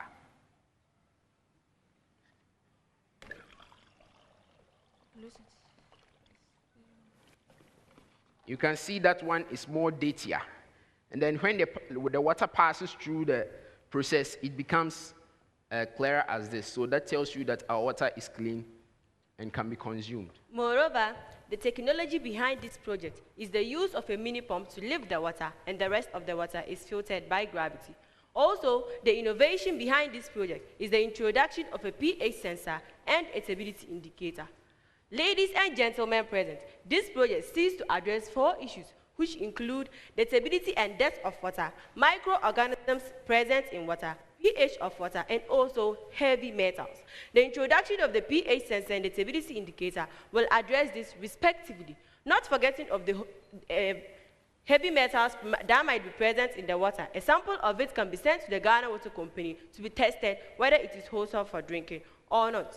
Ladies and gentlemen, this project is environmentally and socially friendly in the sense that it helps in the reduction of carbon dioxide and carbon monoxide in the environment by planting trees to help reclaim the depleted land and using the clean water and watering them. It also helps in restoring the destroyed habitat of flora and fauna, which will also lead to achieving Sustainable Development Goal 14, which states life below water. Eliminating heavy metals from the soil by planting trees like sunflower, which has the ability of extracting heavy metals from the soil like arsenic, and this will lead us to the achievement of Sustainable Development Goal 12, which states responsible consumption and production. Socially friendly in the sense that it will reduce poverty in the country, since farmers can use this for filtration purposes, and the water can be used for irrigational activities, which will enhance them to get maximum crop yield. These crops can be sold to other citizens of the country, or also for exportational purposes, and this will help enhance their standard of living. Ladies and gentlemen present, this project uses clean energy in the sense that we harvest or we get our energy from the sand.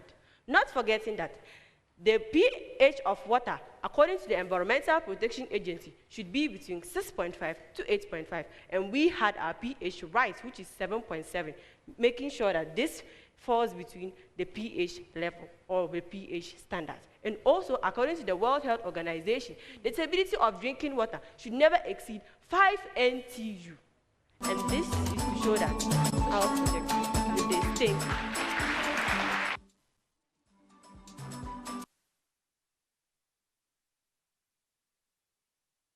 If you don't mind, come join me here.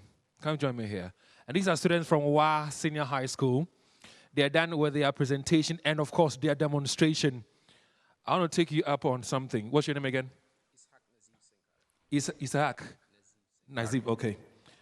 When you did the demonstration, you are telling me that the water is now clean and wholesome to drink, is it? Yes, please. Fetch me some to drink. And if I should collapse or fall down here, you hold on. I drink water with straw. We don't have straw, so you hold on. But put your hands together for them for me, please. Amazing job. Amazing job. Now, panel of judges, I'm sure that you have a question or two for them, or maybe a few comments to make. They are yours. All right. Thank you, WA Senior High School. You've done well. I'm excited. As a waterman, I think I understand what you are doing. I have a few concerns, though. You added aluminum sulfate alum and calcium hypochlorite. Yes. How do you ensure that the aluminum sulfate, the alum, mixes very well with the water before you take out the sediments? Yeah. And then what are the pH values of the water? I'm asking this because you gave us the pH value of the final water, but you didn't give us the pH value of the raw water. Now, when you add alum, there's hydrolysis. Acid hydrolysis that takes place, which reduces the pH of the water. But you didn't add anything to correct the pH. So can we know the pH of the raw water for which it remains stable till it fell within the 6.5 to 8.5?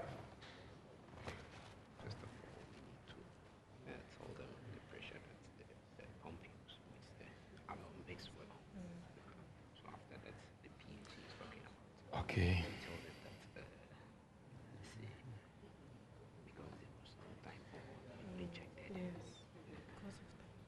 Okay.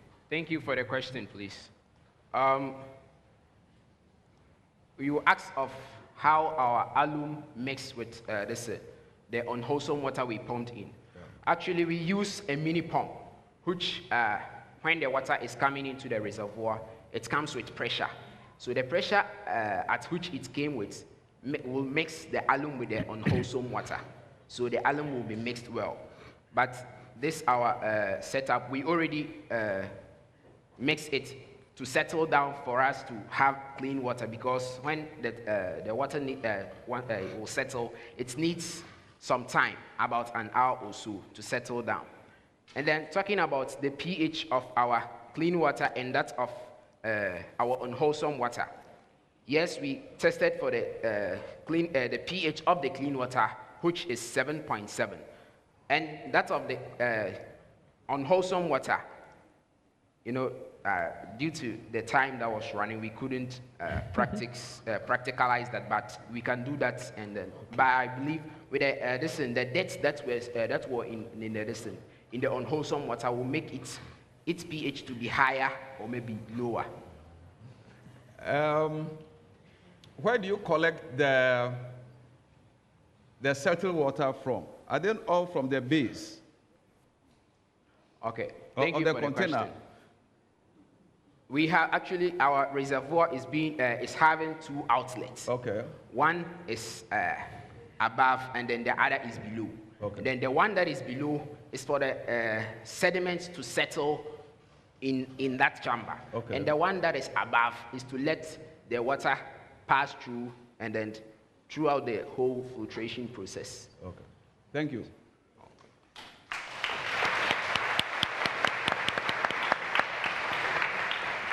Thank you very much, WA Senior High School. That was a very good presentation. Very short questions, maybe a yes or no. One, Did you get water from a Galamsey site? Because you started with background to Galamsey activities.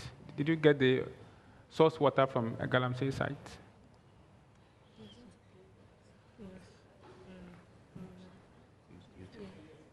Thank you very much for the question.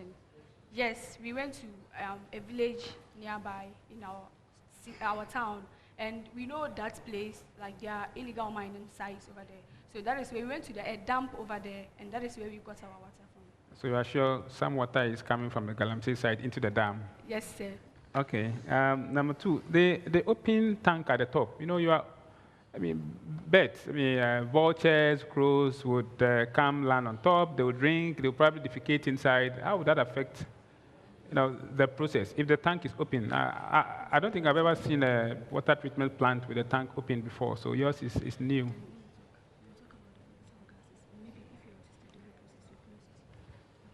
Thank you very much for the question once again. Actually, this reservoir is specifically open for certain purposes, and which are for the escape of volatile gases in the unwholesome water. And also, I think if we are to do a water purification, or maybe do water purification, we will first of all put our water to settle down, and within that period, the volatile gases might have escaped. Then if we are to start the whole process, I think we will get a cover to close it in order to prevent all this. Thank you. Okay, you didn't say that in the beginning, so it presupposes that it will be open throughout, because you didn't. The last one, your processes appear very manual. Every stage you take a pipe out, you open something. They are not automated. If you have a larger scale, I assume you could do this for maybe a small community. If you have a larger scale project, how would you work with it, with all these manual activities? This one we have to speak manual. Okay, let them finish.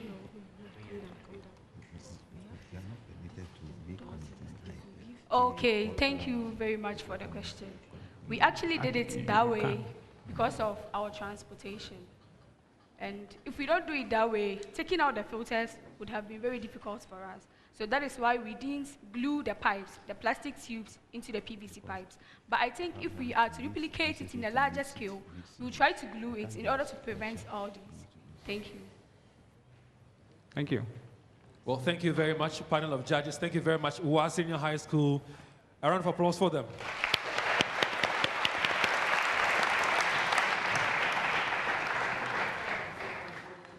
The students coming all the way from the Upper West Regional Capital, WA precisely, and I have the teacher and students with me for a short interaction. Great Wasek. Always great. This great is not huge. Great Wasek. Always and always and always great. All right, sure. And so that's a teacher. So let me find out from you, how do you find the presentation? We've had two so far. And I must say that already we know the winners are emerging out gradually. But are you sure you can make the final cut? I will begin by saying, as everybody can see, Alhamdulillah, we have given glory and thanks to God for what we have exhibited. And of course, we know we are the winners. You were a bit jittery. Yeah, it's normal. With these people, sometimes stage fright pick them off. So it's very normal. Are you sure you're going to qualify? Of course, 100%. Hey, David, you 100%. All right, sure. So that's a teacher. Now let me find out from you. Your colleagues have been on stage. Are you sure you guys can make it to the final stage and make Great Wasek Great Wasek? Yes, of course. As we all know, we are already great, and then everything is possible. And I know definitely, with the help of God, we are going to win. So how would you describe the presentation? In fact, I don't know how to say it, but it was perfect. It was perfect. Are you sure you're getting a perfect score from there? Exactly. What score are you expecting? I don't know. Maybe 99.9. Hey! I see, interesting. That's fine. But going forward, even if you don't make it to the next round, what plans do you have for this project? It's a project that we have embarked on, and then if we are not able to make it, but we can't let it go like that. We have to do something, to upgrade what we have done. Okay. All right, sure. And so that's a student also. So let me find out from you, finally, what does it mean to you winning the ultimate? It will mean a lot, a lot. I don't know how to describe that lot, but it will mean everything to us. You're going to brag over the other schools. The whole Ghana we will brag, not the other schools. All right, sure. And so that's a teacher and student from SHS joining me. And I still have some prizes up for grabs for my audience. Thank you, gentlemen, for joining me for this particular discussion. But I still have some solar lamps sponsored by the Ministry of Energy for my audience, my able audience. I can feel the excitement in here. Hello? Hello? All right, sure. And so we have various schools here at the Kuma Play Auditorium. And I'll quickly give out my, my package. Quickly, I want to find out, what is renewable energy? You've heard a lot about renewable energy. Anyone at all? Renewable energy? Hey, my wild people, you want to take... So, please come down for me. Renewable energy. Yeah. Okay. You mention your name and then your school. My name is Tadja Amanda from the Great West Senior High School. And the renewable energy is a type of energy that cannot be replenished. And it's not exhaustible. I don't want to let you go with it. Add the sources of renewable energy. So we get our renewable energy from sunlight. Add 2 more. Okay, we can also get renewable energy from the wind. Okay, all right, sure. And so this is for you and for you too. Much. Thank you. What do you have saying? It's sponsored by Ministry of Energy. What do you have saying to them? I'll say thank you very much to them, and I'm going to make great use of it and then give them back their feedback. I'm curious, what do you want to use? I'm curious, what do you want to use this for? What are you going to use it for? I think since I'm going to school, I'll always make use of the sunlight and study very hard. And then, by the grace of God, I'll get a good grade, at least 9. All right, so, and so that's a student from SHS, and she is actually hoping to make good use of the item she's been given, a solar lamp sponsored by the Ministry of Energy. And so we cross over to the stage where the next school is up next to give us the presentation. Indeed, it's exciting times here at the KNUST Engineering's Auditorium, where the 5th edition of the Energy Commission Senior High School's Renewable Energy Challenge for the Northern Zone is on. So far, we've had 3 schools, come to do their presentations and demonstrations. Up next, we have Indeura, Jakpa Senior High School to do their presentation. But before they take the stage and do their presentation, plus the demonstration, I'd like to say a big thank you to our sponsors, GIZ, Ashesi University, French Development Agency, and of course the Volta River Authority. Ladies and gentlemen, take it away. Good afternoon, ladies and gentlemen. I am Osebo Suflicia. He is Mahama Mohammed. And we are students from Inderu Jakpa Senior High Technical School. The topic for our project is household water treatment plants powered by solar energy. Our project seeks to address water pollution from this year's theme, application of renewable energy technologies in solving land degradation and water pollution. Our background. The background of our project. Water is a fundamental resource for life, health, and economic development. However, rapid urbanization, industrial activities, agricultural runoff, mining activities, and improper waste disposal has significantly degraded the quality of water sources, impacting both urban and rural communities. Challenge. Water pollution in Ghana has severe consequences, resulting in frequent outbreaks of waterborne diseases such as cholera, dysentery, and typhoid fever. Thus, the need for effective water pollution is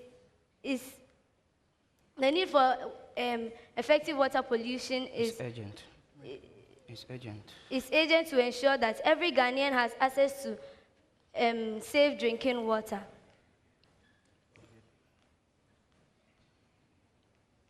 This thing is on.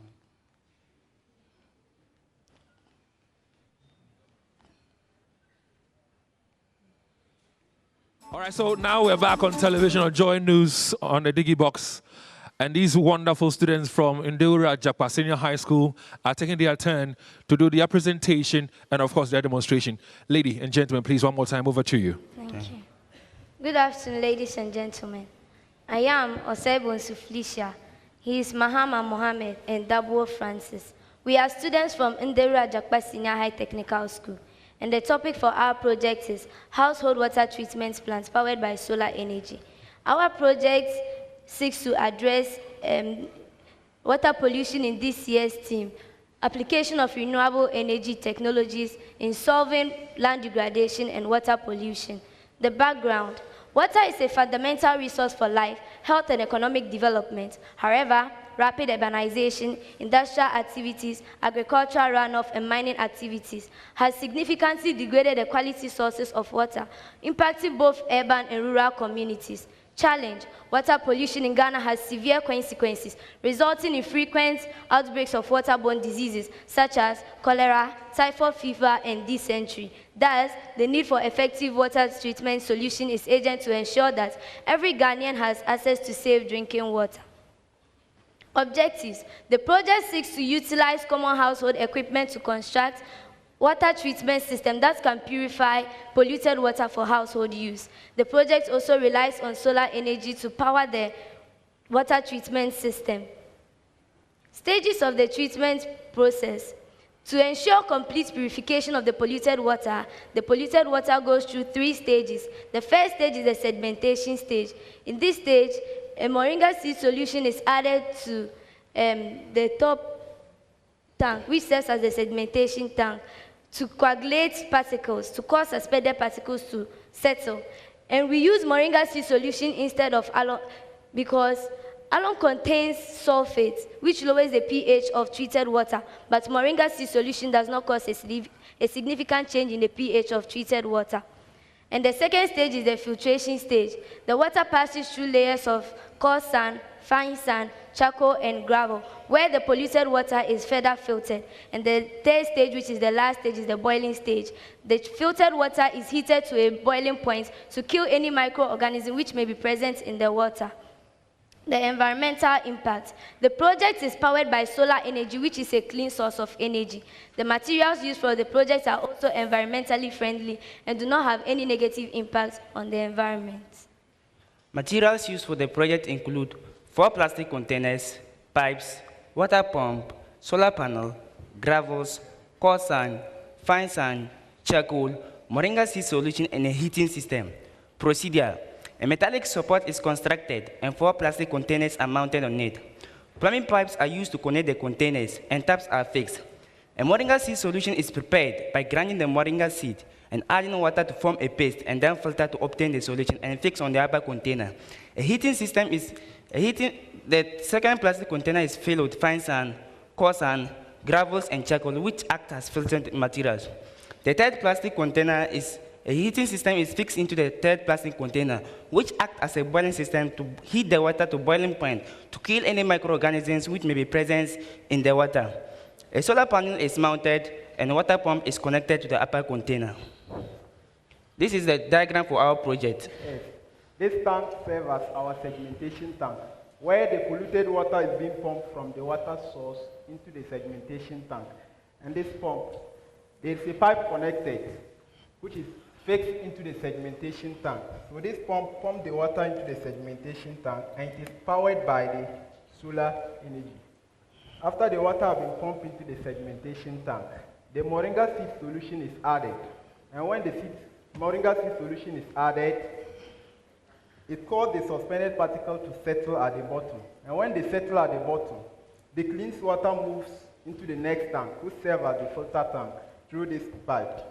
When it moves into this tank, it goes through further filtration. Starting from the top, this tank contains the filter materials. And the top, we have charcoal, the gravels, coarse sand, and then the fine sand. So the water goes through further filtration. After the water has been filtered, it moves into this tank through this pipe.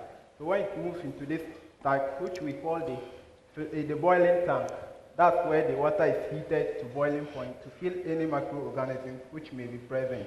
And this is the thermometer to determine the boiling point of the water. After the water has been boiled, this tap is open for it to flow into the next tank, which serves as the storage tank, where the water is cool and is for household use. Looking at the segmentation tank, at the back we have a tap which serves as an outlet. Here, after the particles have been settled for some time, this tap is open for the flow back of the sludge.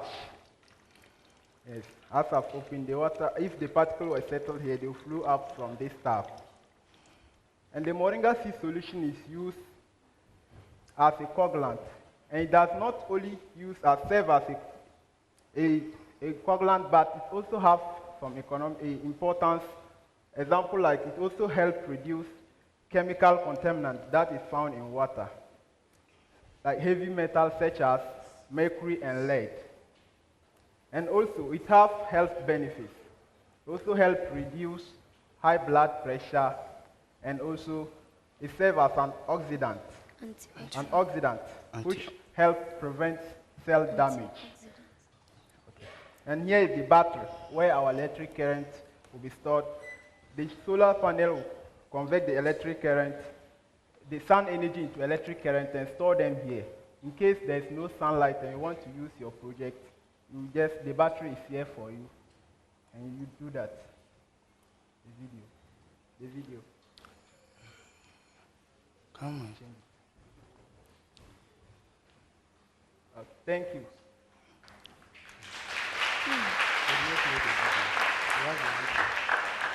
Yes. All right, so those are students from Indewura Jakpa Senior High School. Yes. They were able to, work within their time. They have some 3 more minutes left, but they're done with their presentation and, of course, their demonstration. At this point in time, our panel of judges, if you have any question or any comments at all to make, we'll take one question from each judge. If you have a question, one question each, not more than one. If you have a comment to make, you make it brief for us as well. Thank you very much. All right. Thank you very much, Indewura Jakpa SHS. That's a very good presentation. A few comments. I'm really thrilled with the thought to use Moringa seed solution to do the coagulation instead of using a chemical-based solution. It's the way we should go if we really want to improve health. We need to reduce the chemical load and also reduce the money we use to import these things. Basic question for you. What volume of Moringa seed solution can you use to treat 1 liter of contaminated water? Thank you for the question.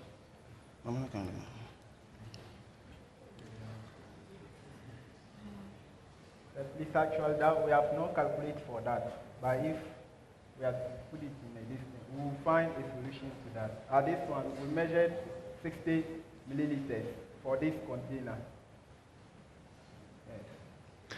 Okay, so you need to look at that because you are scientists, you are in SHS, you don't just, add liquids for adding sake. You need to look at the right proportions or volume. Colleagues, do you have questions? Or I should go ahead and ask my last question. Okay, so my last question for you. You are targeting households for this technology, which is brilliant.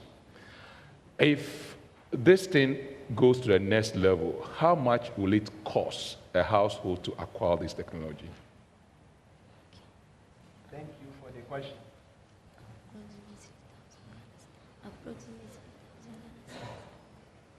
It will cost approximately 1,000 Ghana cedis. 1,000 Ghana cedis? Yes. Okay.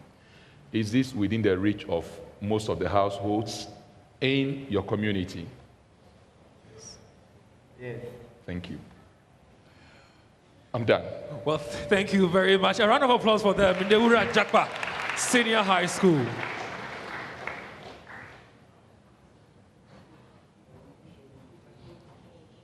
Okay, so 1 second. They are pleading for 1 minute to show us the process of the clean water. So, Emmanuel, if you don't mind, hold on. They just want to show us the clean water in a minute or less.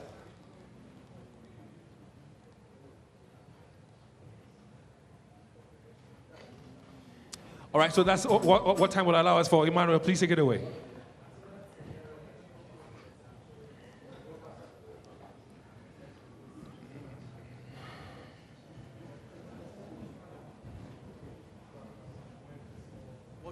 to this? All right. So we identified the issue of water pollution in our community, and we came out with a system that can purify polluted water and make it safe for household use. Okay. So this system purifies the polluted water in different levels. We have the sedimentation, the filtration, and the boiling, which is supposed to remove every impurity and every microorganism that is present in the water. So our students have done so well by communicating what the project does and the components of the project. Okay, tell me about how polluted the water in your area is. Yes, we are from West Gonja district, precisely Damango, where we are currently faced with water shortages due to the fact that the water table is so low, so boreholes are not able to get water. So the resort is the use of dams and rivers, and we all know that dams, animals can move in there to drink and also defecate into the dams. So this will pollute the water. So as humans, you cannot drink such water because they have already highlighted that there are consequences such as waterborne diseases like dysentery, typhoid, and that of cholera. So for that matter, the project is supposed to purify the polluted water so that it will be safe for household use. All right. Now let's look at how you select these people. Some come on stage, they are able to speak so well. What really goes into it? Is it just about you selecting any of your students, or what goes into it? All right, so yes, so in selecting the students, we had to also consider, apart from who can speak so well, who also understands the project, and those who can come together to be able to construct the system. Because this system, as you can see in the final video, it was constructed entirely by the students. Okay. So we had to look at those who can speak or communicate the project, as well as those who can team up together to construct the project. So did you have any challenges when you were coming up with this idea, even sourcing the materials? I know you use locally made materials. Yes. The only challenge that we faced was we were not able to test the water to check the level of contamination. So after the purification, we are not also able to test the water to know how safe the water is.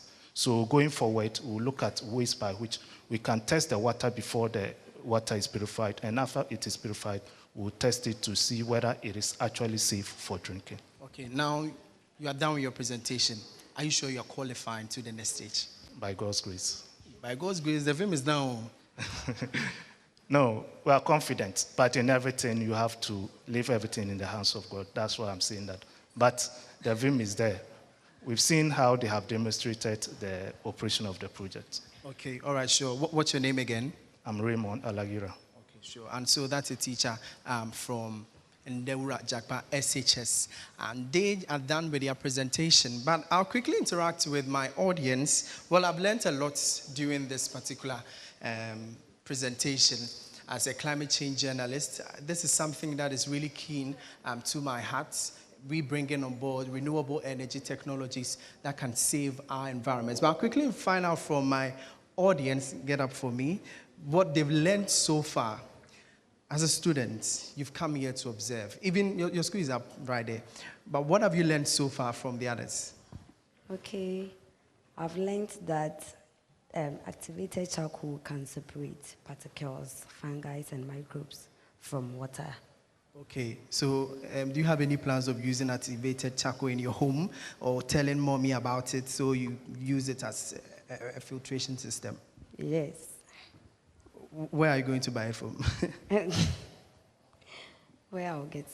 Where you get it. All right, sure. And so that's a student. Let me get your name again. Your name is? I'm Pompokia Savannah. Okay, that's a student from Our Lady, Ola SHS. Now, let me also quickly go to, the school is Tetrefu, if I have it right. Please get up for me. Tetrefu. I want to know, where is it located? Seria Atonsu. Oh, okay, Seria Atonsu. But let me find out, you've been here. How do you feel about this project? Does it really pique your interest in science education? Yeah, because for me, I haven't learned how to prevent water pollution And for me, here I have learned that I can use charcoal to prevent some disease from water. It's as if you are all talking about charcoal. Yeah. Tell me anything different. And I can use, for what our brothers use, they use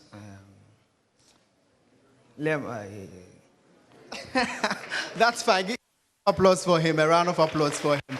And so that's also a student from Tetrefou SHS. And we'll cross over to David for the Sure. A round of applause for yourselves. I'm excited that you're not just observing, but you are learning as well. And my brother, you can talk about the Moringa seeds. I think I heard something about Moringa seeds as well. Well, Abnes is the only school in the Northern Zonal, challenge. They are from Ola Girls Senior High School.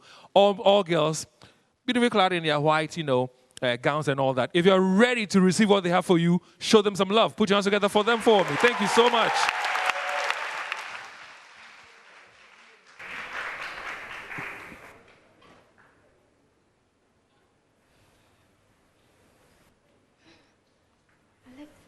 Good day to you all. My name is Queen Alexis Edusewa Arthur, and I am from Ola Girls Secondary School, Kenya Ahafo region. We are here today to represent the Ahafo region in this year's Renewable Energy Challenge. I am here together with my colleagues, Isabella Suk and Edna Obipokia, and we are here to make a presentation on the topic, and I quote, recycling polluted water with the use of renewable energy, which we would like to call the AquaCare Project 2.0.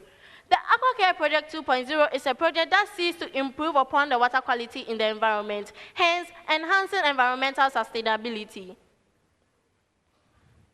It is also a project that aims to minimize water pollution in the environment or to make use of water pollution in the environment. This is a triple purification system. The product entirely consists of 4 compartments. That's 2 sediment filtration chambers, a sterilization chamber, and a dispenser chamber, which are primarily designed to purify water completely, providing a safe and clean drinking water to the consumer. The entire materials used in the production of the AquaCare Project 2.0 were carefully selected as to be cost-effective, hence affordable to all. Furthermore, it is of no doubt that water pollution has been a primary cause of epidemics in Ghana, such as cholera, and has even led to the contraction of many diseases or various diseases, such as typhoid, dysentery, diarrhea, and even hepatitis. Per statistics, almost 3/4 of the people living in Ghana and beyond have no access to water free from impurities, and as a result, they take in contaminated water. Even in Kenya, where we are from, and which is a mining community,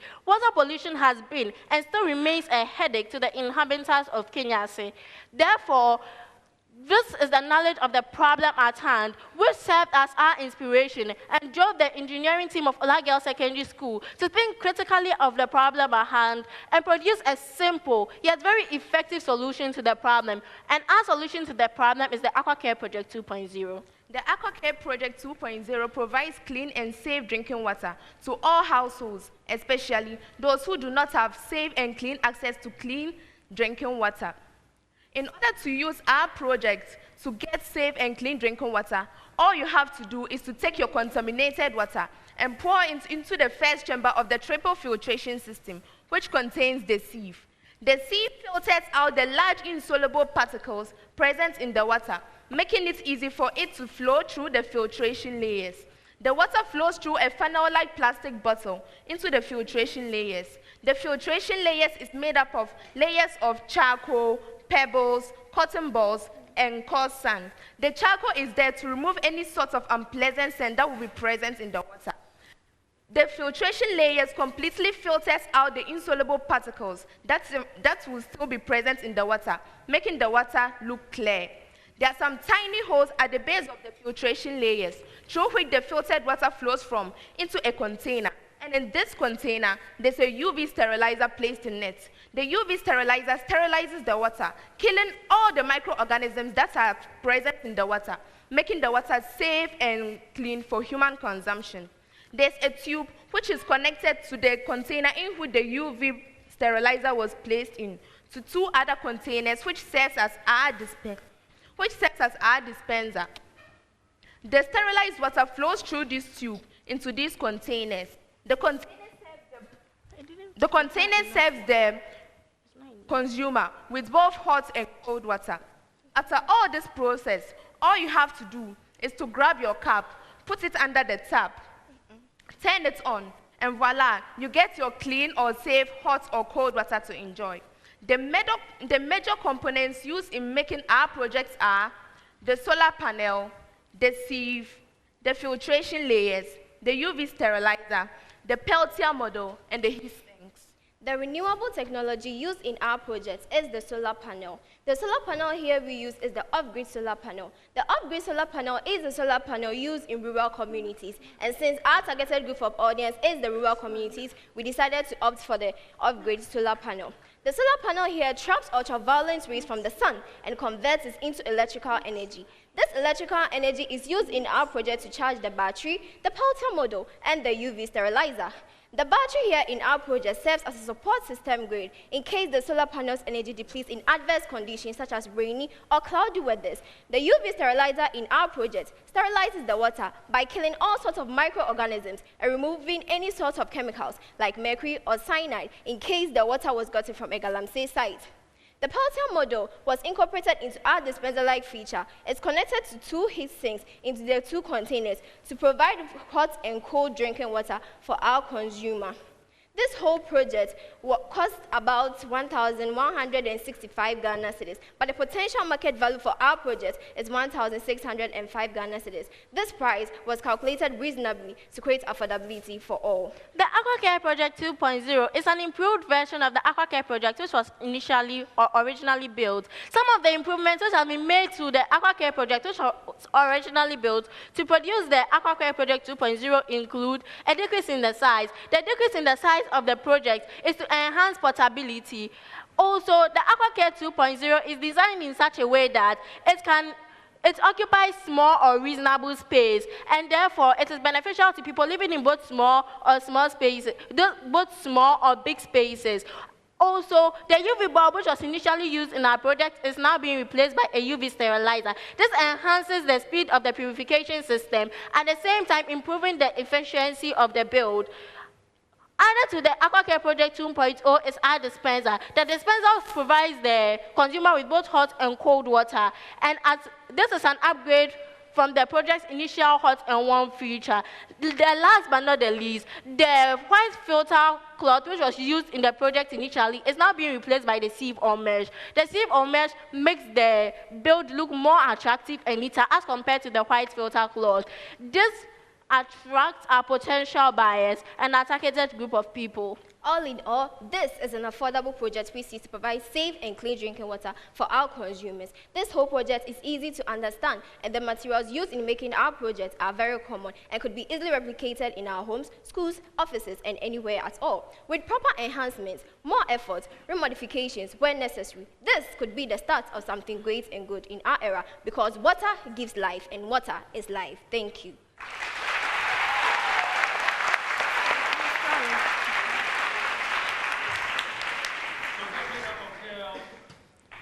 They are made up of girls from Ola Girls Senior High School from the Havu area. And they are the only female school or girls school in this year's contest from the Northern Zone. One more time, a round of applause for them. And it's all about the 5th edition of the Energy Commission Senior High School Renewable Energy Challenge. And as you're witnessing on your various, media platform, be it on television, on the Joy News, it's the 5th edition that we're witnessing. Panel of judges. Your fine ladies have done their bit in terms of their presentation and, of course, their demonstration. What are your thoughts? What are your questions? All right. Thank you very much, Ola girls. That was a wonderful presentation. I love the motivation with which you went about it. I have very simple questions. So initially, I thought this would be for households, but towards the end, you said schools could use it, etc. What typically would at the school, where would they use this? Is it in the kitchen, for like a common area for drinking? Thank you for your question. In the schools, it could be used in the dormitories or, let's say, classrooms. So if it's in a classroom, what would they typically use hot water for in a classroom? Schools located at remote areas, maybe they would like to use the hot water let's say, to prepare tea or any... Yes, please. Dining time. Okay, my last question. What would be the energy source for providing the hot water? And I'm saying this because, there's cost attached to it, right? Power comes at a cost. So what would be the energy source for providing the hot water? The energy source is from the solar panel. So the solar panel will be providing the heating for the water. Sorry, the Peltier model, sorry. The Peltier model. Sorry, I didn't get that. The Peltier model. Yeah, getting. Okay, how do they heat the water? The Peltier model, you connect the Peltier model to two heat sinks. You attach two heat sinks to the Peltier model and place it into the two containers. And you connect the wires to the terminals of... We connected the terminals to the wires of the UV sterilizer into the control charger. They will be taking energy from some source? Yes, please. Which is the solar panel? That is the solar panel. Okay, thank you very much. Thank you very much, Ola, girls. Very, very good presentation. I have no hesitation at all to join my colleague to say a big congratulations to you. Thank you. I got carried away with your concept because you are trying to solve an issue that rests with your community. You come from a mining community, and whether we like it or not, mining activities contribute to water pollution, and you are trying to resolve that issue at the end of the value chain. Congratulations. Thank you.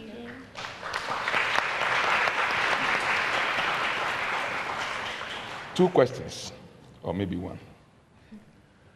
Your setup, you said it will cost about 1,600 cedis, right? Which of the components is driving the cost up? Okay, thank you for the question. The solar panel, the Peltier... No, listen to me. I only ask you the component. Okay. Which of the components? Which of the components is driving the cost up? Please, we would like to answer the question. Thanks for it, but it's both the Peltier model and the UV sterilizer, especially the Peltier model like this. It wasn't around here, so... I'm going to ask the question again. So the UV sterilizer. My ladies. Okay, so you have the UV sterilizer, the other components, the box, the solar panel, the plastics, and then you put all the cost of that to come up with 1,650 Ghana cedis as the unit cost. 605.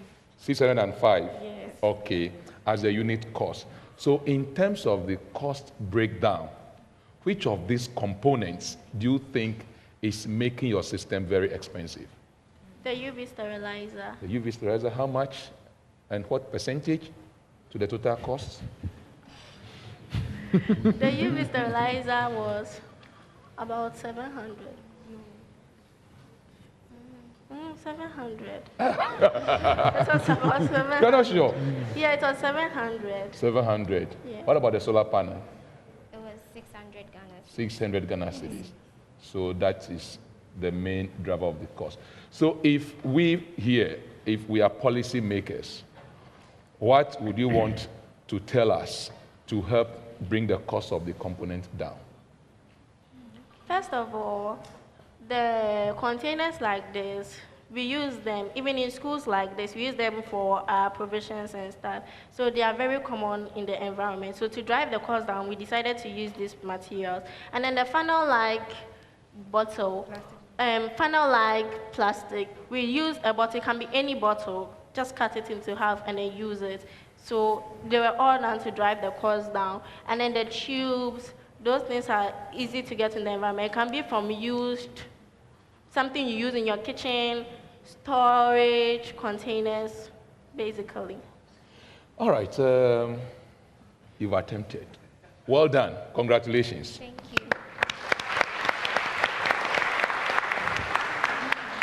Also, fine ladies from Ola Girls Senior High School, thanks very much for your presentation and, of course, your demonstration. We'll see you in the next stage, that is if you qualify. So keep your fingers crossed. And so that's the presentation from Ola SHS, all the way from Ahafo, Kenya, and a teacher and also a student. They are by me for a quick interaction. Well, the judges said congratulations, and they are well impressed with what you've done so far. Well, what I got was you actually localized your project. Tell me about the mining situation in your area. In Ghana, as we all know, galamsey is one of the things that we are facing in the country. Now, if you happen to know Kenya, say, it is one of the areas that galamsey is so rampant, and then we are trying to solve that particular problem. So, in order for people that are living within that vicinity to be safe, then we prefer to go for the purification system. Okay. That will purify the water in order to safeguard people from contracting other diseases. Okay. So that is one of our main objectives of going for the filtration system. What are the other objectives? Objectives as in the project.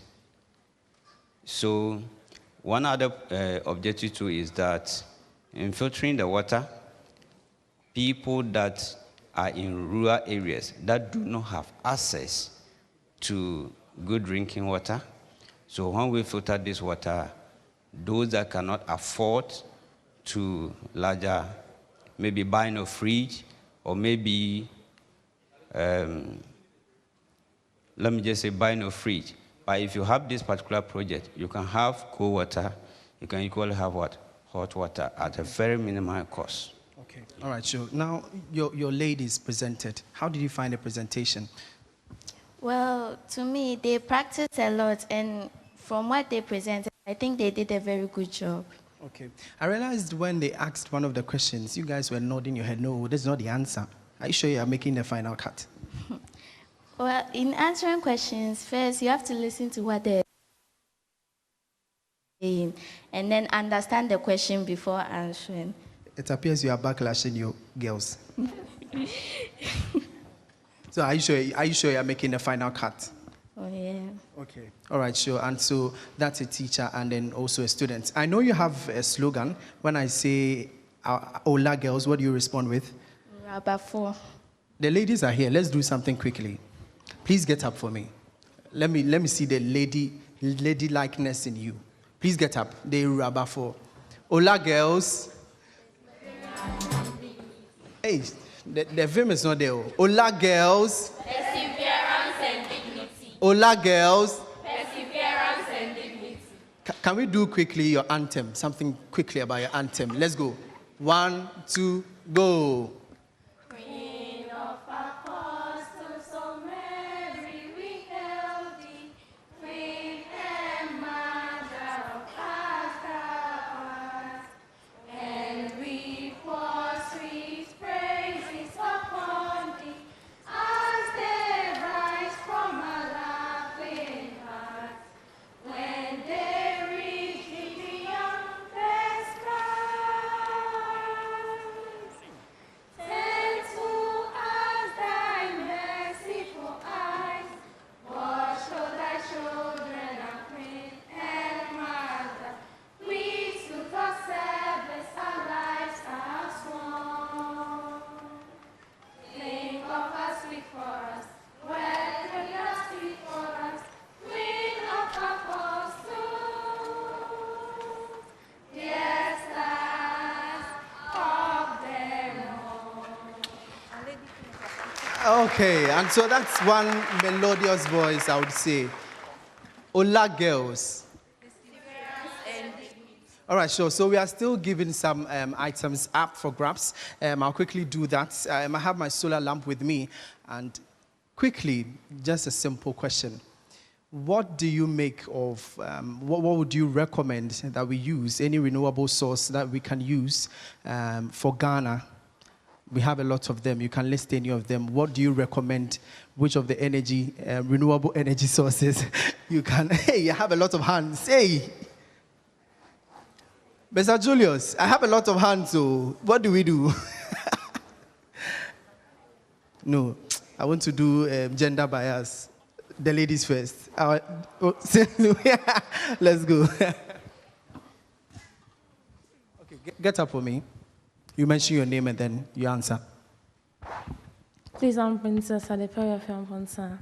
And please, the sun. Why the sun? Because when we take the northern parts of Ghana, you see, the sun's quite very, very much there, so we can use it because it's abundant. Okay, so what about the south? What do you recommend? Water. Okay, so she is recommending water and then also sun. And I think that's a good answer. We can give it to her, right? Or you don't agree? Hey, Louis Fui.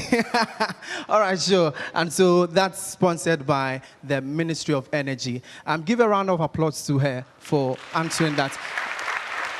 And so that has been it. We are taking a quick breather. We'll return with more presentations here from the Kumapli Auditorium.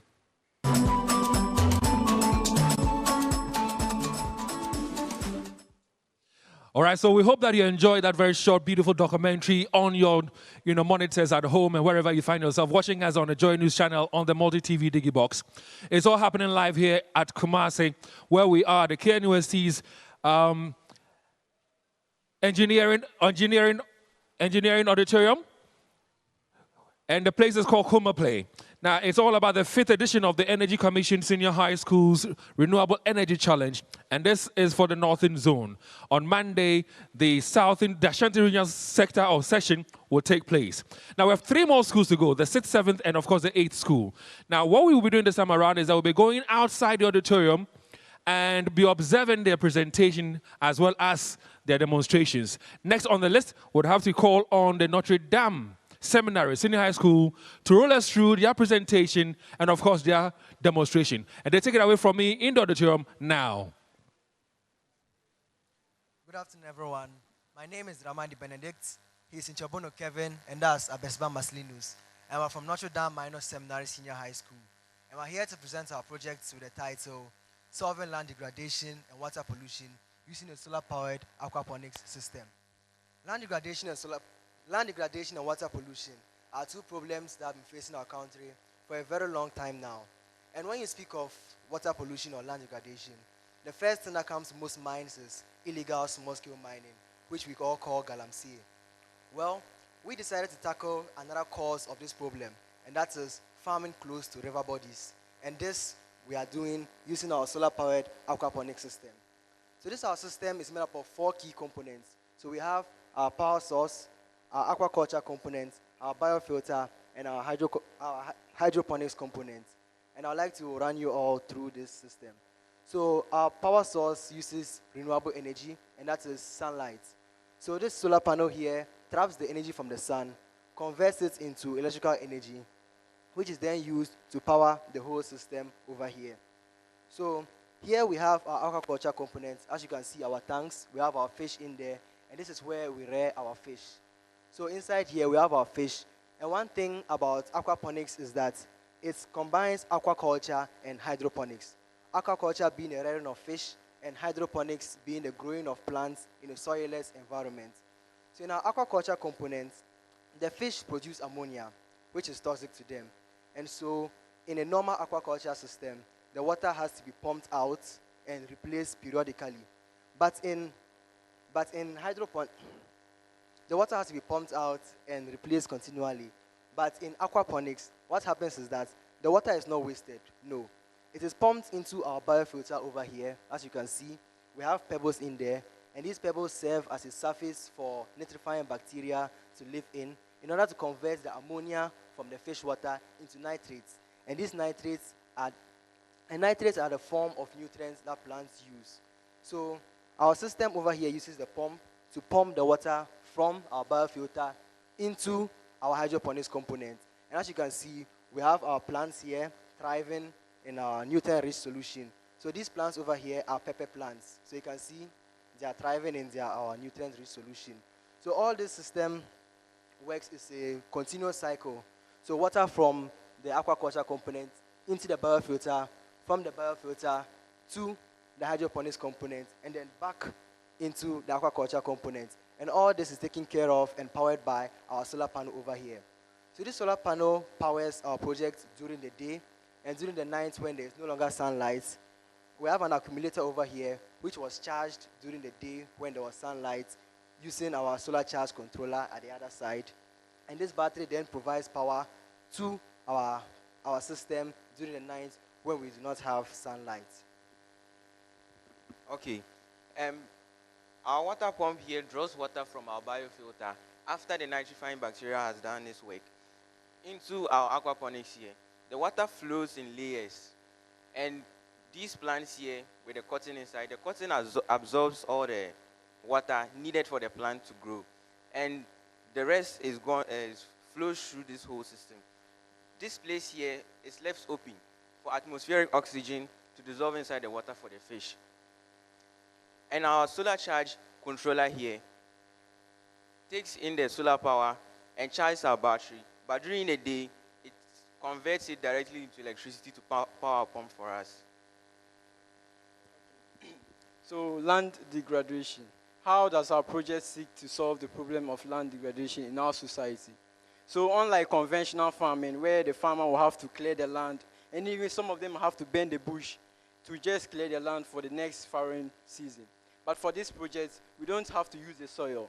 Here, we use our nutrient-rich solution, which is the nitrate solution, to power this, to grow our plants here through a whole series down here. So let's talk about water pollution. This whole project is solving water pollution in our environment, especially in our society. Most farmers in our society farm along the rivers, the banks of rivers. And when there's excessive rainfall or a heavy downpour, the chemicals or the agrochemicals they have used in their farming practices are being washed from their farm into the water bodies and pollute our water bodies. But since we are using a nutrient-rich solution and we are not using soil or any chemical in this whole process, it solves the whole problem of water pollution in our society. So now, I would like to talk more about the benefits of this whole project. Now, why PVC? The reason why we use PVC, we thought of using maybe wood, but considering where this whole system will be placed. When this system is placed under the sun, or maybe when this system is placed where there's rainfall, the rain can destroy our wood, thereby leading to the destruction of this whole project. Also, we thought of metal, but considering our society, we are doing this project for the average Ghanaian. Any Ghanaian should be able to do this whole system. So if you are using a metal to do this whole system, to make the whole system very expensive, and to not be able for our Ghanaian citizens to be able to run this project in their homes. So another thing we also like to talk about is our solar charge control here. The energy being taken from our panel here is converted into electrical energy and is stored in our battery.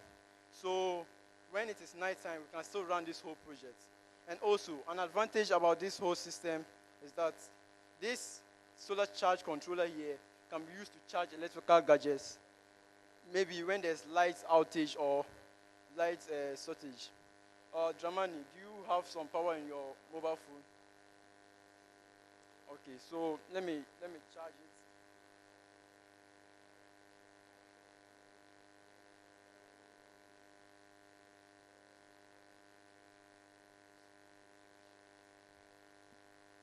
So as you can see, the phone is charging, and this is another advantage of our project.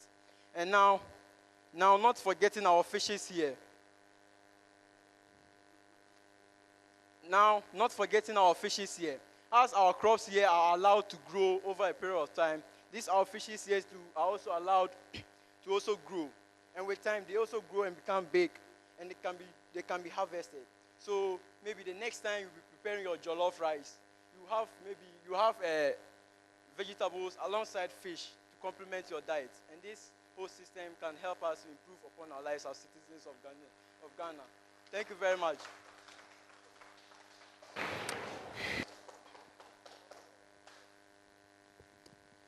Well, I'm sure that they are done, and they deserve one more round of applause. And whilst you applaud them, they should be joining us in the auditorium. Join us in the auditorium right now. Join us in the auditorium. All right, okay, so you might be answering questions based on demonstration, so you be outside. Be outside for me. Be outside for me. But pay attention to the questions and, of course, the comments that will be coming up your way shortly from our panel of judges. Judges, please. They're done with their presentation. Anything you want to touch on? Any questions you have for them? Thank you, St. James. That's a good... Notre Dame. Notre Dame. Notre Dame. Oh, sorry. Yes, Notre Dame Seminary. Yeah, Notre Dame for that wonderful presentation. Seminary, judges, please look here. Look at me. Just look at me. Yeah, please go ahead. Go ahead, please. Oh, okay. Yeah. Should look into the camera there. Oh, okay. Yeah. Okay. All right. Thank you, Notre Dame Senior High School, for that wonderful presentation. There are a few things which I want to know from you. The feeding of the fishes. At which point do you know that the water is contaminated for which you have to change it? What's the determining factor? Well, thank you very much for that question. So in a normal aquaculture system, what happens is that the water is changed an average of between 3 to 4 days. But in our system, what we do is that 1 hour a day, the water is pumped out of our aquaculture component into a biofilter for the conversion of the ammonium into nitrates. And one physical way of knowing that the water is very due for changing is that its color starts to change.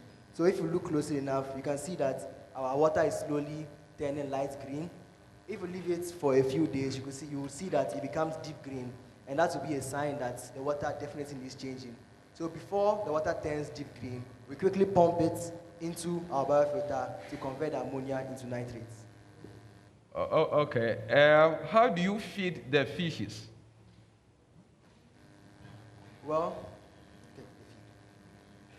the feeding of the fish at this point is done manually, but we are currently working on an automatic method of feeding the fish. So Kevin, if you please feed the fish for our judges to see.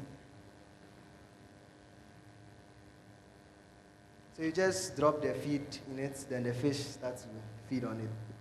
Okay. Your earlier explanation to my first question indicates that you will need more water than originally aquaculture farmers would change their water. Is that the case? No, please. Water is actually very conserved in our system, because in aquaculture, after you pump out the water, you have to replace it. But in this system, the water runs through continuously. So there is almost 100% conservation of water in our system. Notre Dame, thank you very much for the presentation. I have two questions related to the theme of the challenge. I'm not getting a very clear picture of how you are solving the water pollution problem. That's the first one. And then the second one, again, land degradation. Are you suggesting that if the land is degraded, then we should just abandon it and then do hydroponics, so leave the land and then farm on water? Is that what you're suggesting? Instead of solving the land degradation problem. Can you explain that? So thank you very much for the question. So to answer your first question, our system solves water pollution in the sense that now farmers that would want to farm along the banks of rivers will no longer pollute our rivers using their chemical fertilizers and pesticides and weedicides. But in this system, no need for any chemical. Everything is wholly natural, no external artificial chemicals, so nothing gets into the river to pollute them. And for our land degradation, what happens is that mostly in a normal farming system, let's say a farmer wants to farm an acre of land, of virgin land. You have to go and clear down a whole forest. But over here, this system can be designed in such a way that the plants are in levels, since they are not on the floor. So this system is a more compact design and will not take too much space, thereby reducing the rate at which our land is degraded. Okay, thank you. All right, thank you very much for your presentation. Just a follow-up on the last question from Professor Kemaso. So can we conclude by saying that your project can help reduce deforestation. Yes, please. In what way? So now, farmers that would want to farm will not have to clear down large tracts of land. Just a small piece of land, you can set up an aquaponic system, and you can do your farming over there without having to clear down large tracts of land to set up your farm. And the other benefit of it is that you get your fish plus your crops, fish that you did not even plan to get, you get them as an extra benefit. Okay, so if this setup is done in a typical, farming community where settlements are far away from where the farmlands are, how would you ensure that the installations are secured and not prone to pilferage or stealing? Well, so in future Things to do with theft, that's the question I'm asking you. So in future developments, maybe a farmer that wants to set up this can put in some security measures in his aquaponics farm by maybe putting up a fence around it and maybe regular checks on his aquaponics system to make sure that everything is intact. And you think that will not increase the cost and make it unaffordable? Well, I don't think that would. All right, thank you. And thank you, panel of judges as well. We're grateful. These are the students from Notre Dame SHS, all the way from the Upper East region. Well, they tell me they are the Real Madrids in the Upper East region. And I don't know if it's still the same when you came down south. Are you still Real Madrids? Oh, we always will be Real Madrid. All right, but how do you find your presentation? It was good. We worked for it. The boys themselves did most of the research work. We only guided them. So we didn't expect less than what they did. Of course, there's always room for improvement. So going forward, if there's any lapse we noticed, we'll go back, do the checks, and then come back again if there's the need. Are you sure I'm making the final cut? Oh, not necessarily. All the projects I've seen so far are great projects, and the ones here to come, I'm definitely sure they will also be great projects. So, honorable panel of judges will make the final decision. It looks as if you've lost hope. Oh, not at all. That is how I am. That's my personality. Okay, but let me also find out from you. Your colleagues presented. How do you find the presentation? Was it cool? Do you think you can go to the next stage and hopefully clinch the ultimate? Yes, I think so, because the way they presented it in a very concise manner, giving details about everything about the project. They made sure that everything was understood and answered all the questions accordingly. So yes, I think we can make it to the next stage. You said concise. My audience would want to understand in just a few words, how would you describe the project and what is it seeking to achieve? It's seeking to achieve food sovereignty. That is, it is when in the dry season, for example, and then there's a shortage of food in the market, you can always have food at your home, reliable, clean. You know, now these people are complaining of chemicals and all those stuff. So you can have your natural food at home. Also, it also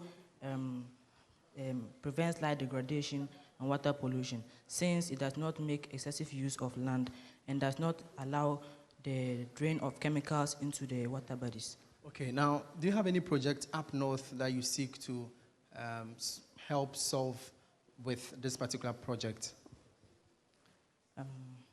Not really. Okay, but don't you have any fish farming or any sort of thing happening? Yes, we do. Some of our masters in our school engage in fish farming. So do you engage in fish farming? No, I am a typical land farmer. All right, so that's fine. And so that's a teacher and also students from Notre Dame Seminary SHS. And they are hoping to make the final cut to the next stage of this particular competition, the Renewable Energy SHS Challenge. Over to you, David. Emmanuel Bright, Kweku.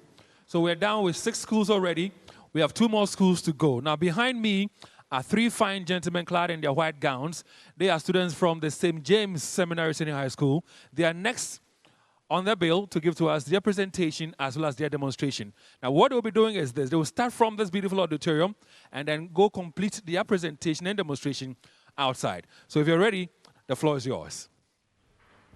Okay. Good afternoon, ladies and gentlemen. I'm Prince Abastos Kweku, here with my colleagues. Sure Lambert.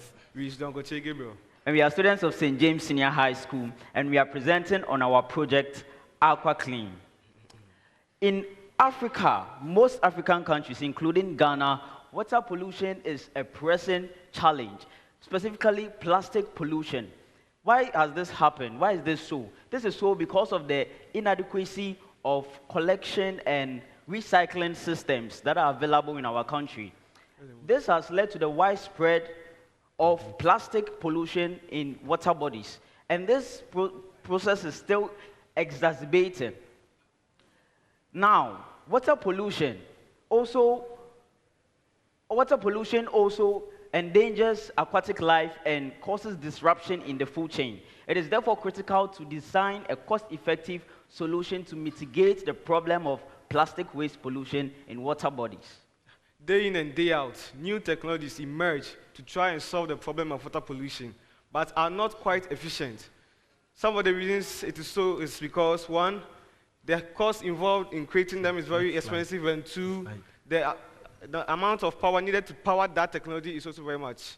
So with that, we, the members of St. James Robotics Club, decided to create something innovative, something useful that can help curb that problem. So, one, some of the objectives we hope to achieve with our design, AquaClean, is to collect waste from the surface of water bodies, which we will recycle them to useful products in our community. Two, to create employment. Yes, this can also help create employment. And three, to generate revenue for government. Let's get to how the AquaClean was constructed. So the whole design of the AquaClean was inspired by this boat called the catamaran. For those of you who don't know what a catamaran is, a catamaran is simply a boat that has two parallel hulls with a deck, which is a flat surface, as you can see from our slide. It's in two different types, which is the human-driven one and the remote-controlled one. So talking about the human-driven one, the human-driven one is powered by solar panels, and it has battery which stores the energy produced by the solar panel. It is propelled by the paddles and also has a pedal for controlling the paddles, and is being demonstrated out there. It uses two different motors to propel the paddles, and the motor depends on AC input, and therefore we have to use an inverter to invert the current from the battery. Also, let's move to the remote-controlled version. The remote-controlled version was also built using PVC pipes and a plastic container. It has a solar panel mounted on it, a transmitter, and a receiver in it. So transmissions from the transmitter are interpreted by the receiver and aids its activities. And also, let's not forget about the things that were used to build the big one. We used PVC pipes and gallons to make it buoyant on water and some other metal materials in order for it to be able to hold the pilots and the other electrical components. Okay, so we must know that this transmitter is very efficient. In fact, the range is so high that even if you are here in Kumasi and you want to use this robot in this boat in Accra, you can stand and control it at your own convenience. It's true. Yes. So, the video. All right. So now this is a video that demonstrates all our progress. Now this is the smaller version we created. Now this is the same version you are seeing here, and very soon it will be on water, showing how the movement works. Yeah, so this is the swimming pool at Sunset where we tested it for a while. And this is the main one that is outside, the human-driven one. And right now, this is the teamwork we were doing right in school when we were building this project. So now let's look at the environmental and social impact of AquaClean. So our project AquaClean, even though we take plastic waste from water bodies, we don't just go and dispose them again, but we utilize these waste products into nice and usable materials. So for instance, here is a piece of artwork we designed using some waste we collected with this small boat. And we also plan on making dustbins, plastic buckets, bowls, and many other things that we can recycle with plastics. Okay, so one may ask, how does this collect the trash? We have this thing here called the trap net.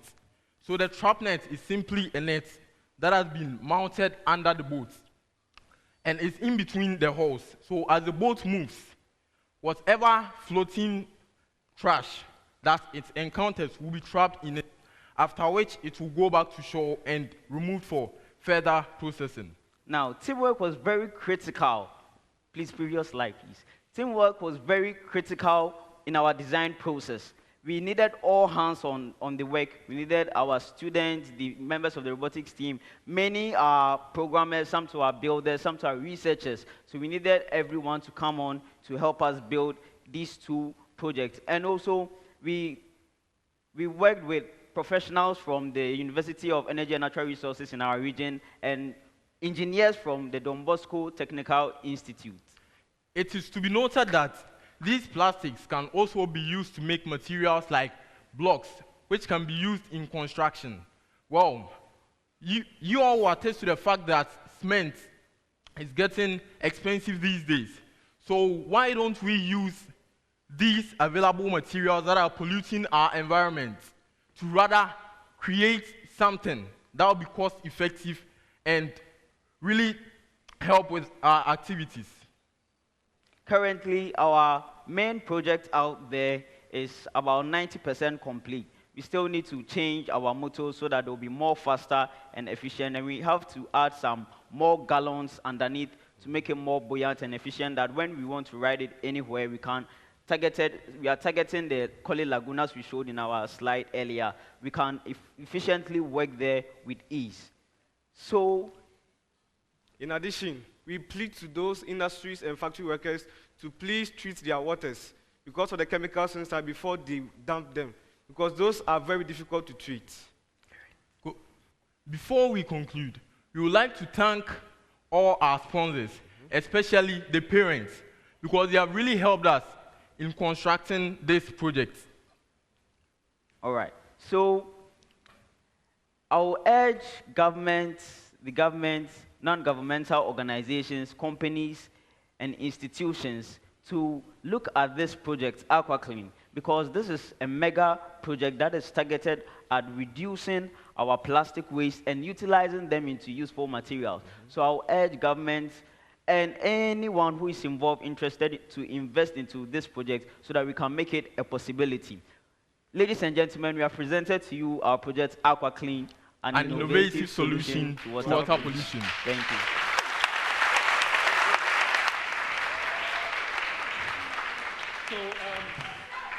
Panel of judges, Project AquaClean has been presented to you. Did I hear you say you want to work on the Koli Lagoon?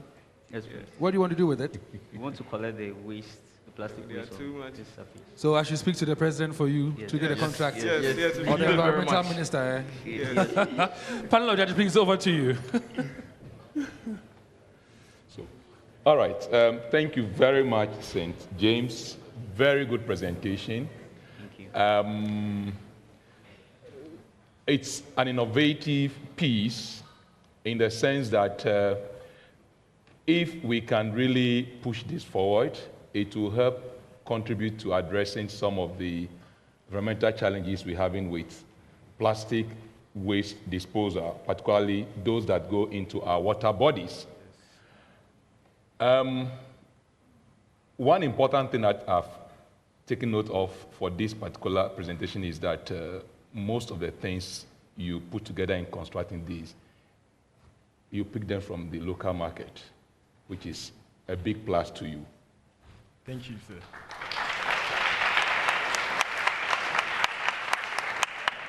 Secondly, you are not just looking at collecting the waste, the plastic trash, but also you've thought of processing it, adding value to it, and this is what we call a circular economy.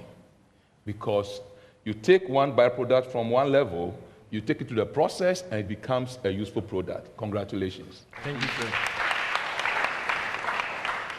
One question.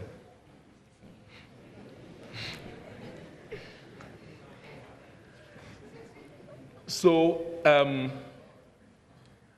have you looked at the power demand if you are to station this thing on any water body for, let's say, an hour or two?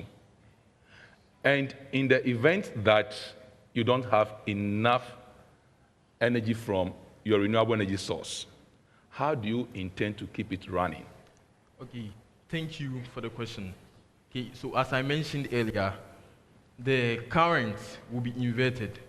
So if the current is inverted and it's not enough, so why don't we add a transformer to step it up so that it will be used by the whole system?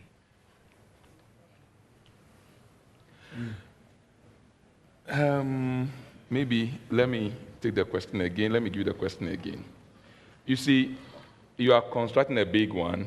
You want to go dredge the Kole Lagoon, okay? You want this thing to be on the water for a number of hours. In terms of sizing your energy component, what are some of the basic factors considered in doing that? Okay, thank you for this question. So some of the basic factors considered is that since we are using these batteries, these car batteries, they stay long. We actually connected them in series to get a high energy output. So what we actually plan is that it's not planned to be maybe always charging while it's at work. So maybe when it's packed, through that process it will be charging. So that charge can be stored. So while it's stored, they can utilize that for a while. And it's not every time that it will be functional.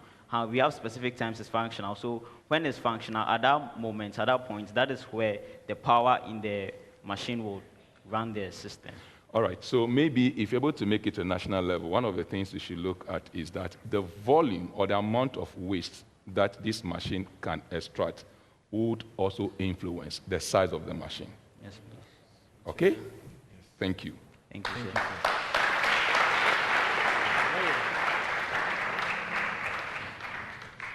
All right, so St. James, thank you very much. One more time, a round of applause for them. Our final school is up. It is Wale Wale Senior High Technical. But before then, we've got some engagements. By St. James Seminary, all the way from Abesim in the Bono region. And I have a teacher and also a student with me. St. James.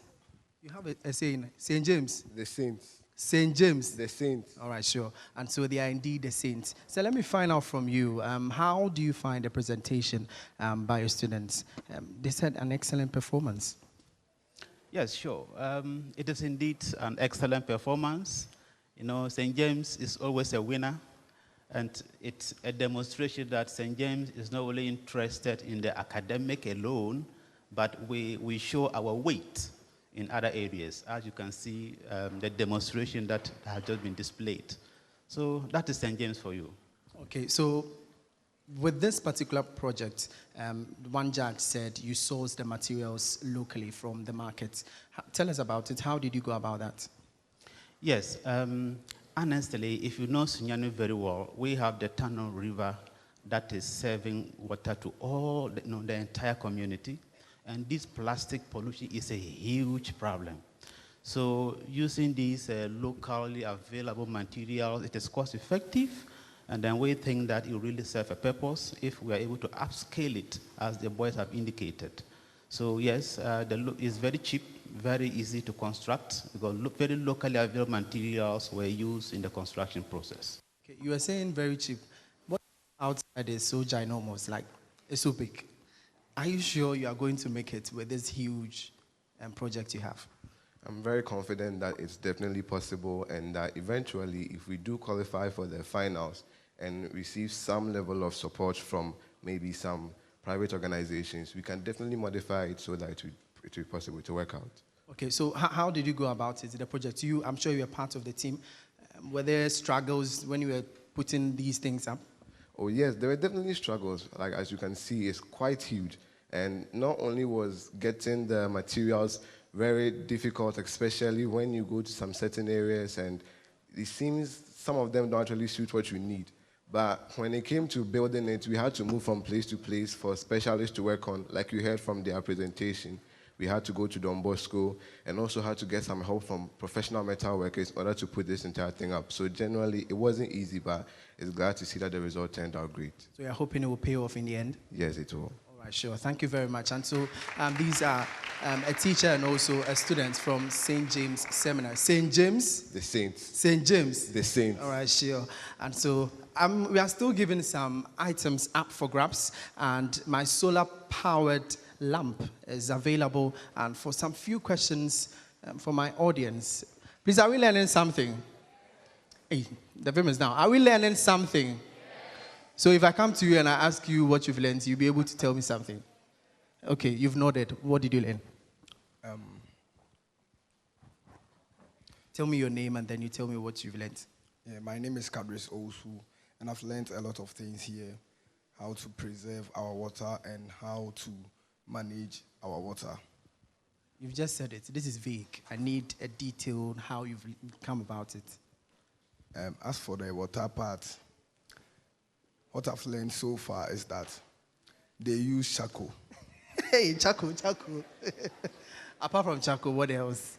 And apart from charcoal too, I've learned that they preserve our water or they purify it so that our fishes can grow well. Well, that's an exciting one anyway. And, well, I can't give this to you. I have to ask an actual question. So hopefully in the next round. David, you can take over. Well, thank you very much. I didn't catch his name. What's the name again? Your name? Cadres. Cadres. Is that Cadrix? I don't know if Okay, a round of applause for Cadrix there. Yeah, thank you. So the 5th edition of the Energy Commission Senior High School Renewable Energy Challenge is on. Now, we began with 8 schools on the list. We have cleared 7 schools. We're down with the final school, the Wale Wale Senior High Technical School. They are up next. I don't know what their project is about, but I know that the 3 students are here, a lady and 2 fine gentlemen. They'll be doing their presentation as well as their demonstration. They'll tell us their names as they start their performance and, of course, their presentation. Okay. Good afternoon, everyone. My name is Agruwe Ruby Akanleba, representing Walwali Senior High Technical School, and I'm here with Abdullah Andrew Sampohea. I'm Oli David Anyat. As this year theme suggests, the title of our project is Treating Polluted Water to Rejuvenate Degraded Land. And our background tells us that land degradation and water pollution are significant environmental challenges facing many communities nationwide and Northeast region in particular. This project aims to address these issues by leveraging renewable energy technology and sustainable land management practices. And in our part of the world, land degradation and water pollution are pressing environmental factors, often resulting from unsustainable land use practice, inadequate waste management, fossil fuel-based energy production. These issues lead to soil erosion, loss of biodiversity, contaminated water sources, and negative impact on human health and the environment. The objectives of our project is to implement a sustainable land management system that utilizes renewable energy technologies to address the issues of land degradation and water pollution while promoting an effective ecosystem services and biodiversity conservation. What is the innovation behind our project? This project integrates or combines renewable energy technology with water treatment and land management practices, using local materials to create a holistic solution for addressing environmental challenges. This project also makes use of local materials and other natural phenomena such as force of gravity, coarse sand, gravel, fine sand, and other local resources in the filtration of polluted water. This project also aims to address these issues by using a simple motor technology which works with an optimized impeller design. We have materials used. They offer corrosion resistance and longevity to enhance pump's lifespan and reduce maintenance requirements. It is affordable, it is also reliable, and runs on a solar power. Thank you.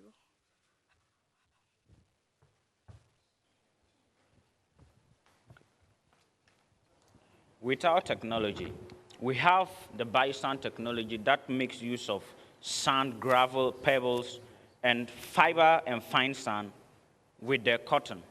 And this helps in the filtration. That's the part of the filtration system. Treatment. And then we have our motor system, one, and it is a brushed DC.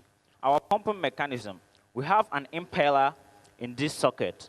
That impeller had curved blades that radiate the fluid outward and enable the irrigation system to pump the whole farm.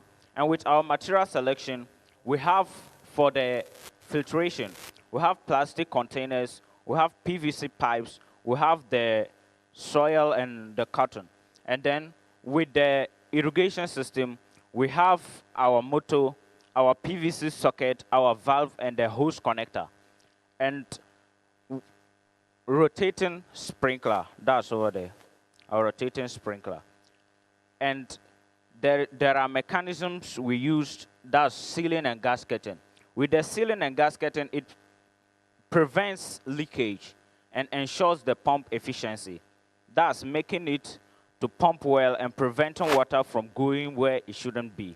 And with energy efficiency, due to the high cost of paying for electricity from the national grid and the cost of fuel for running combustion engines, it makes use of the solar as a clean energy, which helps to pump with the irrigation system.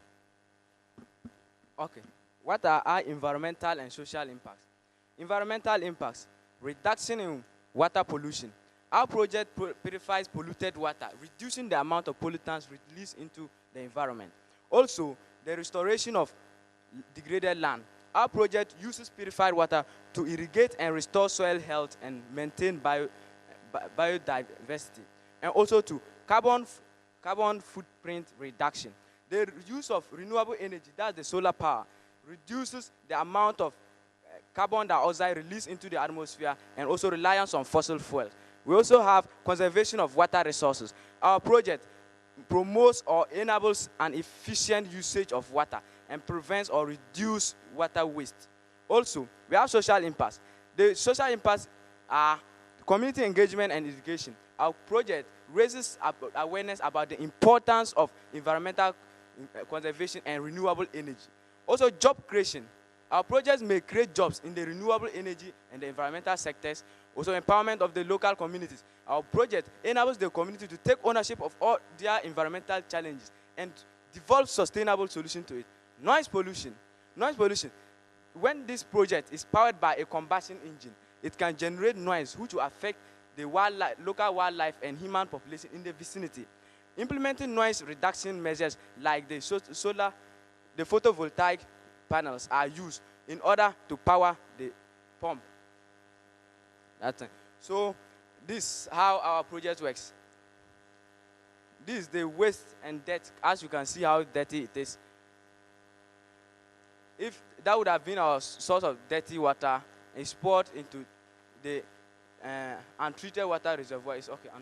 So now, when it's poured here, it is moved into the next stage, which contains the pebbles at the top, followed by the gravels and the coarse sand at the bottom.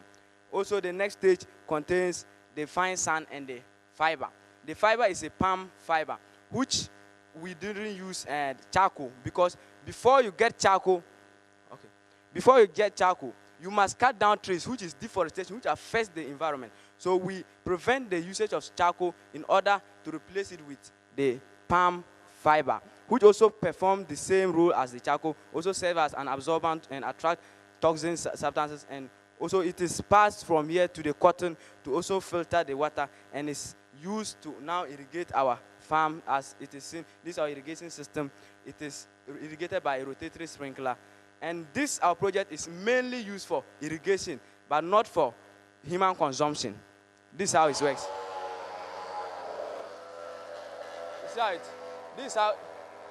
You see how it is rotating. As it rotates, it can cover a whole area of a land, and this helps to irrigate the land and ensures that the land gets enough or maximum moisture for the growth of vegetables and other plants, which will improve the soil health and biodiversity.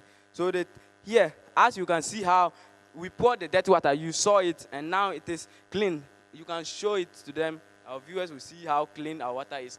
That's how the process works. And it's not passed through any chemical process, and it's not meant for human consumption. Thank you.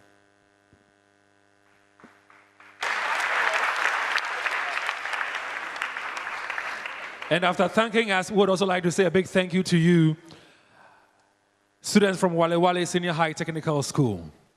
Let me take this opportunity to acknowledge the presence of Mr. Frederick Ken Apia, Deputy Director, Renewable Energy Regulation Energy Commission. Is Mr. Apia here? Let's see him. All right. We would also say a big thank you for joining us this afternoon, Ms. Cecilia Agbanyega, Deputy Director, Legal Energy Commission. She's also here with us this afternoon. Thanks very much for joining us as well. So at this point in time, panel of judges, your students are ready. Any comment, any question? Please look into the camera to your left for me. Thank you. So you start. Okay. All right. Thank you very much, Wale Wale Senior High School. I enjoyed listening to you. I like the presentation, and I like the fact that you've added this nice sprinkler to your concept. My first question, what type of crops are you thinking of irrigating with this? If the polluted or the source where you are treating passing it through the water treatment plant is like Galamsey or a mining area where there are... No, listen, what type of crops are you thinking of irrigating with this system? Phytoremediation. We've applied phytoremediation. So crops like the sunflower, the moringa, and also Mangifera indica, that's a mango tree. Oh, okay, so I'll go back to the question we asked the first two groups. Did you do any water quality test before going through the filtration? Because this is for irrigation, not for drinking. So, I mean, how sure are you that the original water isn't fit for irrigation purposes? No, we didn't pass it through any chemical test or any chemical experiment. So you would agree that you would have gone through all this process when it's really not necessary for crop growth. Would you agree? That the wastewater. We are considering that the wastewater is from domestic waste. Like bad water. And it doesn't have to do with chemicals. So that one, it isn't necessary for the test. What do you refer to as domestic waste? That's water used to wash tomatoes, that's for cooking, cabbages, carrots, and all those. How do you obtain such a quantity to go through a filtration stage for irrigation? Where would you get it from? You know, in most schools, the food cooked are in large quantities. So after all those water that are used for the washing of the vegetables, it can be used for purification. So after cooking, you come and carry the water in pans and then take them to a filtration system. Is that what you're envisaging? You can connect it and there will be a pump. That's why earlier I said you can connect here to the water source and you use the same pump like we made a pump here to pump the water with pressure into the untreated water reservoir. Yeah. Okay, thank you very much. Do you want to take over? All right, thank you very much, Wale Wale SHTS. Very good presentation. I like the fact that you were able to demonstrate that there could be an element of community ownership, and also you could use this project to create jobs. Well done. I'm just trying to see how we can connect the whole setup to the core objective of this project. I have one question for you. If you are to use domestic or wastewater from your school, what will be the requirement of collecting this water before it goes through the filtration system? And in terms of cost-benefit assessment, that is the cost of collecting and treating the water, and then when you apply it to your crop, either you use it in your kitchen or you sell it, in terms of revenue, do you think that there will be enough incentive for anyone to invest in this setup? Thank you. So let's say.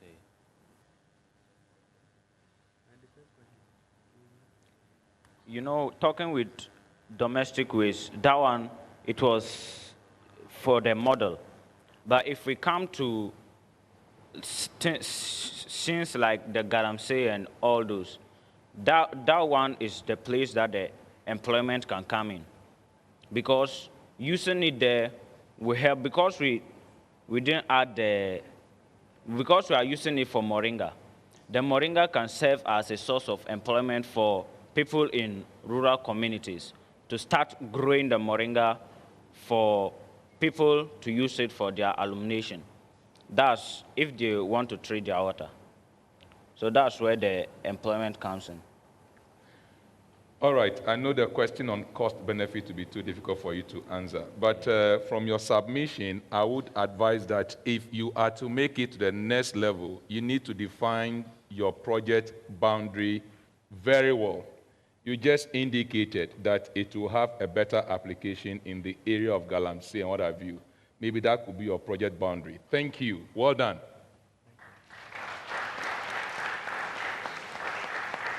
Oh.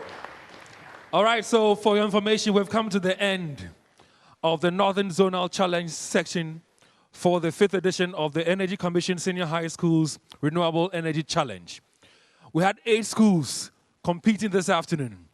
Please put your hands together for the following schools: Nkranza Technical Institute, Dabogba Technical Institute, Wa Senior High School, Indaura Jakpa Senior High School, Ola Girls Senior High School, Notre Dame Seminary Senior High School, St. James Seminary Senior High School, and of course, Wale Senior High School. A round of applause for all these schools.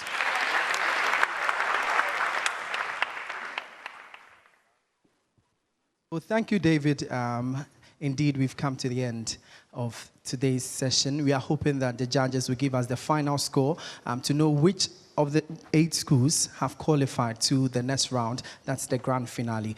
But I have with me a teacher, the teacher for Wale SHS, all the way from the Northeast region. How is the Northeast region anyway? Well, it's a bit far from this place. It's about 9 to 10 hours journey. Yeah. Hey, that's far. Yeah, it's very far. And I think the weather there was a bit hot compared to the southern part of Ghana here. All right, so but why didn't you do any project in regards to that? Well, we are just limited to the topic of the project, land degradation and water pollution. Okay, that's fine. But I want to find out from you, what do you make of your students' presentation today? Well, they did quite well. I mean, they go beyond our expectations. I think their hard work also paid off. So, I mean, they did well. Looking forward, we can sit down and make some questions and go forward. I think they were bombarding them with a lot of questions. The judges were bombarding them with a lot of questions. Yes, I will agree some way. Yeah. Are you scared that you are not going to qualify? Well, you have already made preparation for the final, so. Hey, preparations. Preparations for the finals already. Oh yes. Oh, so yes. you are just there. In fact, one of our legs is already there. One of the legs. Yes. So you are waiting for the other one. You are just waiting for the final conclusion. You are just waiting for the results to be declared. Okay. What would this mean to you qualifying?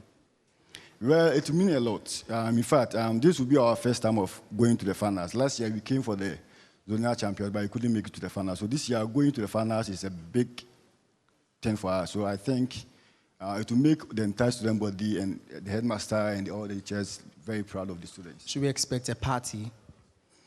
Well, the party will come after the finals. All right, sure. And so that's a teacher from Wale SHTS, and they are hoping to progress to the next stage of the Renewable Energy Challenge. But I still have my solar-powered items with me. But just before that, let me quickly interact with the National Director of STEM Education, Madame Olivia Opari. Madam, you've sat through all the sessions, and you were telling me outside that you were so impressed with what the students are doing. Just give us, what do you make of today's event? Yeah, thank you so much. Like earlier on said, I am overwhelmed. And I believe all the coordinators, all the teachers, and all present, including the students, everybody is super excited. We have really improved. And we give a big thanks to Energy Commission for this great initiative. In fact, the support is so laudable. The reason being that per our curriculum, we have made it STEM-based. And how do we drive this? Energy Commission, a vehicle that is helping Ghana Education Service, and for that matter, Ministry of Education, to drive all our STEM activities. Looking at the performances, you realize that all the core competencies are being exhibited here. There is collaboration, teamwork, critical thinking. They have come out with innovative ideas. The projects are so touching, and they are commercially viable. That is, if they get the rightful people to help them improve going forward. So you see that the idea that Ghana Education wants to drive our curriculum into STEM-based is being helped by Energy Commission to drive, and we are so grateful. We thank Energy Commission for this good initiative, and like Oliver Twist, Ghana Education Service, we are asking for more. We are also asking that going forward, this very initiative, laudable initiative, which will bring about development in our country, should get done. We should start from primary, because they are the foundation.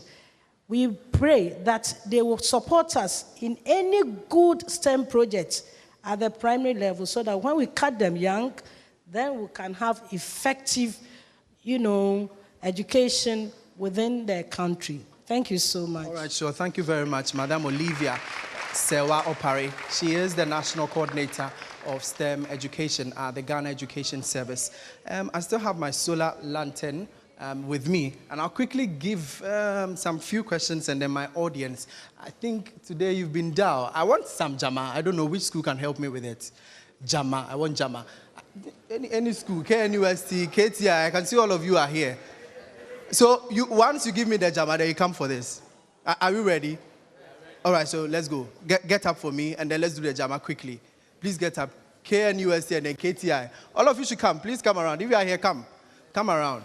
And let's go. Combine and give us some hot Jama. We are in Ashanti region, and this is what we know you. All right, sure. So let's go. We want a Jama.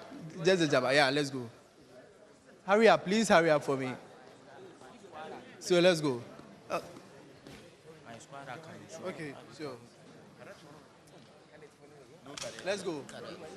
1, 2, let's go.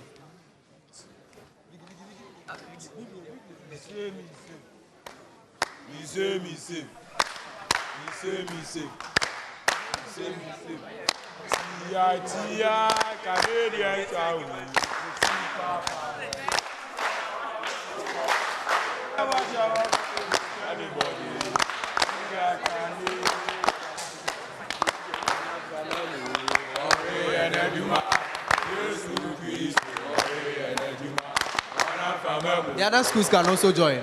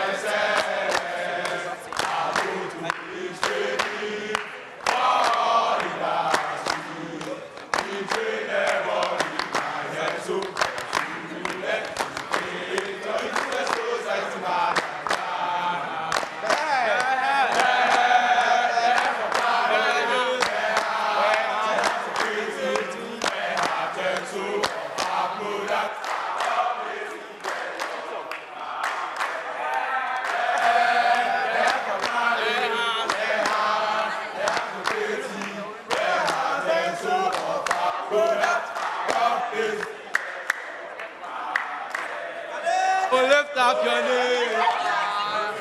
Okay. I'm from Kumasi Technical Institute, and this is for you. Who is taking the prize?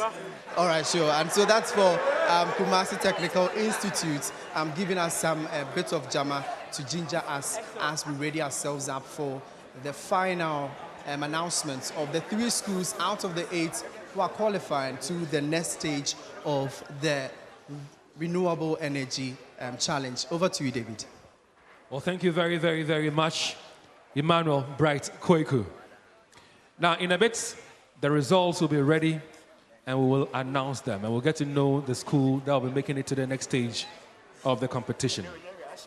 But before we announce the results, please help me say a very big thank you to the invited schools: KNUST Senior High School, Mansell's Girls Senior High Technical School, St. Louis Senior High School, Teacherfoot Technical Institute, and the Kumasi Technical Institute. A round of applause for all these schools.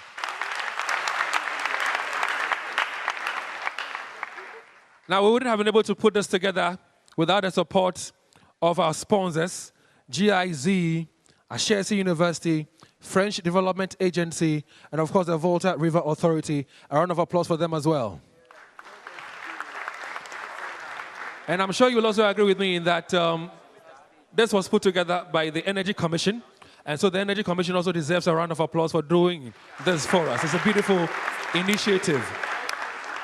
So all the dignitaries who have stayed on with us, Mr. Kofi Ejako, Director, Renewable Energy and Energy Efficiency Energy Commission. Mr. Thomas Kwame Boateng, Deputy Regional Director, Ghana Education Service, Ashanti Region. Mr. Isaac Opoku Menu, Energy Advisor, Public Sector, Sustainable Energy Business Models and Regulation of Utilities, GIZ. Mr. Kissinger Jani, Senior Admissions Officer, Ashesi University. Mr. Frederick Ken, PR Deputy Director, Renewable Energy Regulation Energy Commission. Ms. Cecilia Agbanyegan, Deputy Director, Legal Energy Commission. Mr. Richard Jenvi Ado, Ashanti Regional Director, Ghana TVET Services. Mrs. Olivia Sewa Opari, Director, Science Education Unit, Ghana Education Service. They all deserve a round of applause as well. And I think it's appropriate to also show some love to our audiences on the various media networks, especially on Joy News on the multi-TV Digibox. A round of applause for all the viewers there. All right, so in a bit, the results will be ready, and it will be announced. So for now, if you have any word of prayer to make or to say, start praying. Okay? Start praying. But I'm sure you've enjoyed yourselves this afternoon, haven't you? No, I can't hear you. Have you enjoyed yourselves? So then put your hands together for your own selves for being such an amazing, wonderful audience as well. All right, so Emmanuel Bright Kweku, where are you? There you are. Now, I want you to ask any of the students for me, what is the biggest thing they're taking away from this event today? Okay. The biggest. So my ladies from Louisville, St. Louis, anything you are taking? Anything at all? Anyone? I have solar lampo. Oh, I think that is what is going to ginger you before. Anything you've learned? Anybody at all? Okay, sure. KNUST SHS, what have you learned? Okay, yeah, so this is KNUST SHS, and actually being here, I've learned quite a lot. And one of those is, you see, people from here, the people here are from varied places. Some from the north, from the Bono region, and they've been able to come up with solutions that are facing their own society. So going back, KNUST, I think we're going to employ that, and personally, I'm going to employ that because I'm going to look at the basic level, our communities, the problem facing them, so that we can be able to solve their problems. Yeah. Okay, that's incredible. I think he's learned a lot from here. We'll quickly also interact with some others. My lady from Teacherfoot, What have you also learned? My name is Amangwaji Sestina from Teterefu Technical Institute.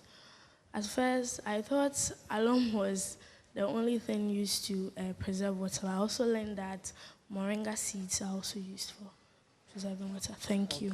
Are you a science student? No, please, I'm an extra draftsmanship student. Architecture and Draftsmanship student. Oh, wow, that's interesting. So tell us about your program. This is STEM-based. Tell us a bit about it for those of us who don't know.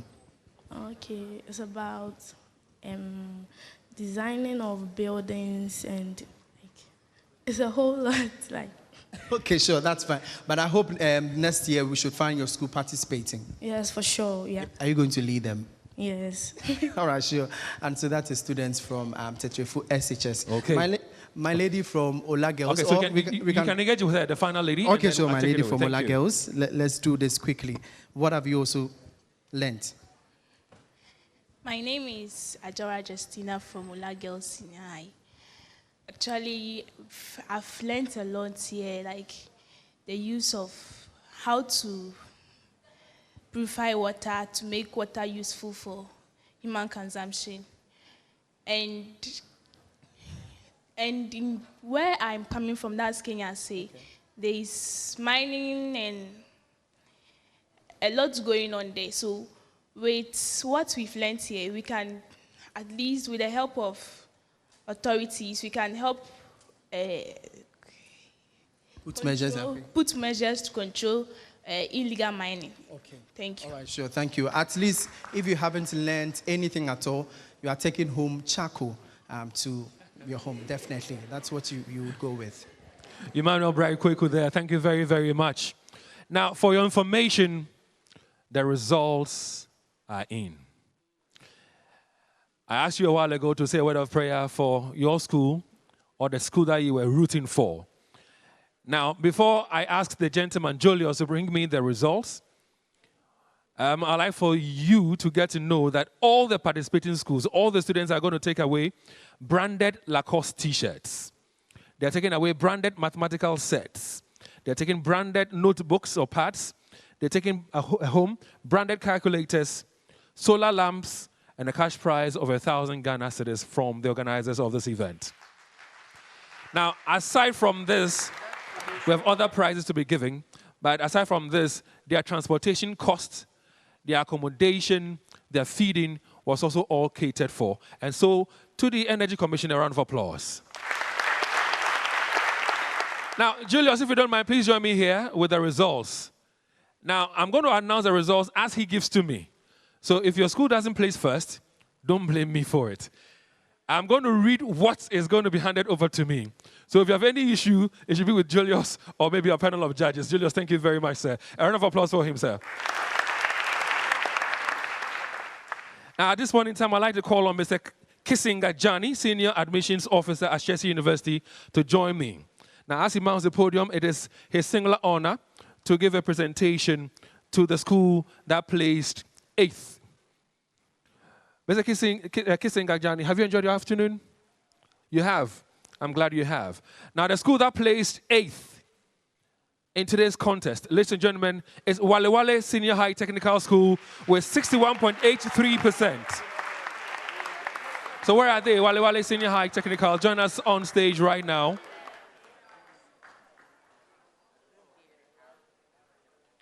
You gave a very good account of yourselves.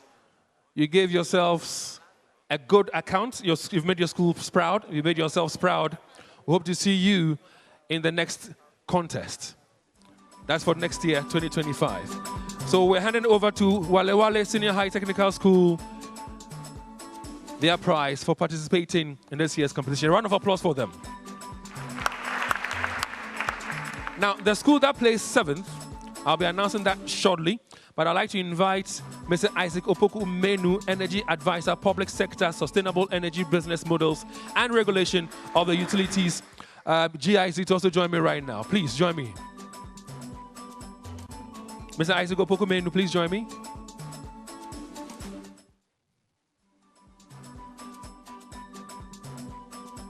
Well, they're posing for some pictures, so they are done. All right, so next, like I said, Mr. Isaac Opoku Menu is joining me, and he will be giving the prize to the school that placed 7th in this afternoon's competition. The 7th school, ladies and gentlemen, is Ndewura Jakpa Senior High School with 64.83 points. Ndewura Jakpa Senior High School. Where are the students from Ndewura Jakpa? There they are. I can see the students walking majestically to mount the podium and grab their prize as well. You gave a good account of yourself as well. We hope that next year you do better than you did this year. Show them some love. A round of applause for Ndewura Jakpa Senior High School with 64.83 points. Mrs. Olivia Sewa, Operator Director, Science Education Unit, Ghana Education Service, please get yourself ready and join us on the podium to do the next presentation for us as well. Thank you very much. So there she is. A round of applause for Mrs. Olivia Sewa Opare. Now the school that placed 6th, ladies and gentlemen, this afternoon is Nkranza Technical Institute with 65.43 points. Nkranza Technical. Where are they? The students from Nkranza Technical. Please join us very quickly. Nkranza Technical. Oh, listen, if you don't mind, please put your hands together for them. They took time off their busy schedules and have put their skills together to be able to come and do what they did here this afternoon.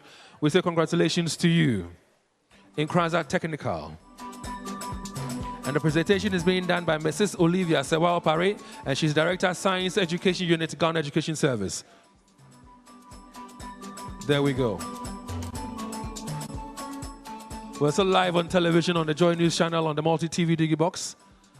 The next edition of this competition is going to come up your way shortly. That will be the Southern Zonal Challenge. The Southern Zonal Challenge is coming up your way next.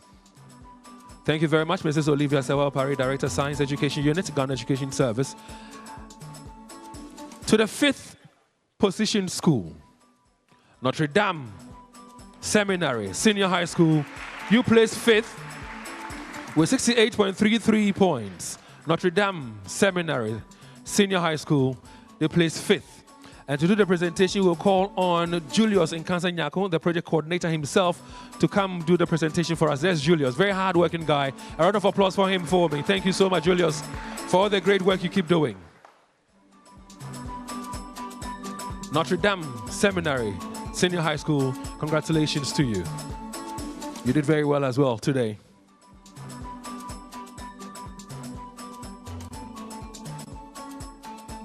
Well, I'm told that all the packages that they are receiving, they all have their certificates in there. Certificate for participation is in the package that we're giving to them.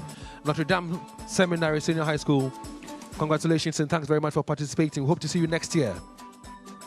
Mr. Richard Jamfi, Ashanti Regional Director, Ghana TV Services, please join me on the podium as well, because you'll be doing the next presentation for us. That will be the 4th place school.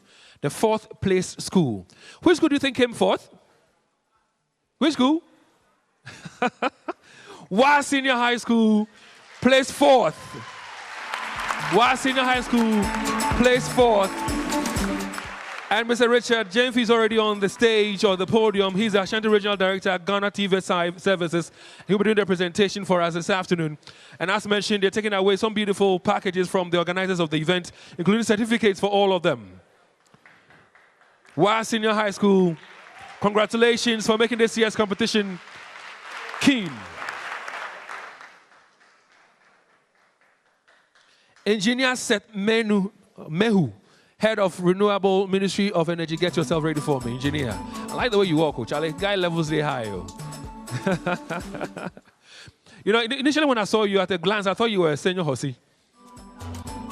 I don't know if anybody has told you that before. You are Mike, so you can talk. Has anybody told you you look like a senior Hosi before? You agree? Yeah. You agree, yeah? We have to talk. We have to talk? Yeah. Okay, we'll talk. Sure. I like that. We'll talk.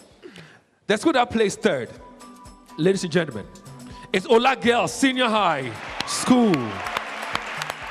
And they have 76 points. Ola Girls Senior High School, they placed 3rd with 76 points.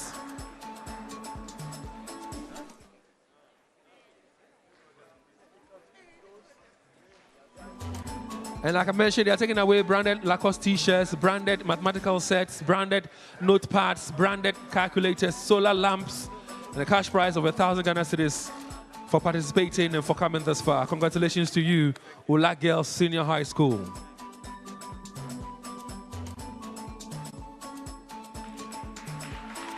All right. Now, Mr. Thomas Kwame Boateng, Deputy Regional Director, Ghana Education Service, please join me now. Mr. Thomas Kwame Boateng, Deputy Regional Director, Ghana Education Service, Ashanti Region, please join me now for the next presentation. Is Thomas here?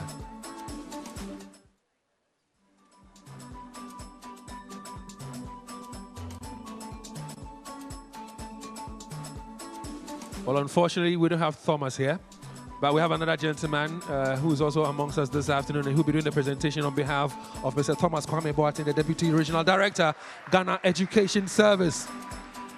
The school that plays second. We have 2 more schools to go. Which school do you think plays second? Which school plays second? All right, so I can't hear you. Which school came second?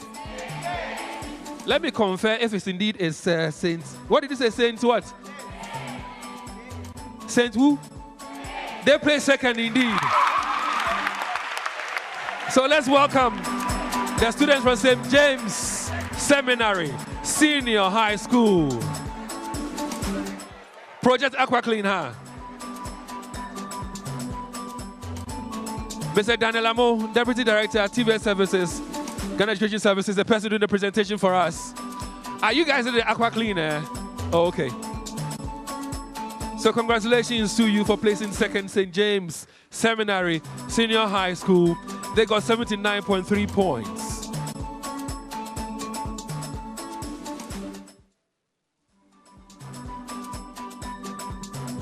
Okay, okay. So it's now obvious, isn't it? It's now obvious, isn't it? It's now obvious the school that has won today's contest. Ladies and gentlemen, please show some love for Double Bar Technical Institute. Double Bar. Wow. Wow.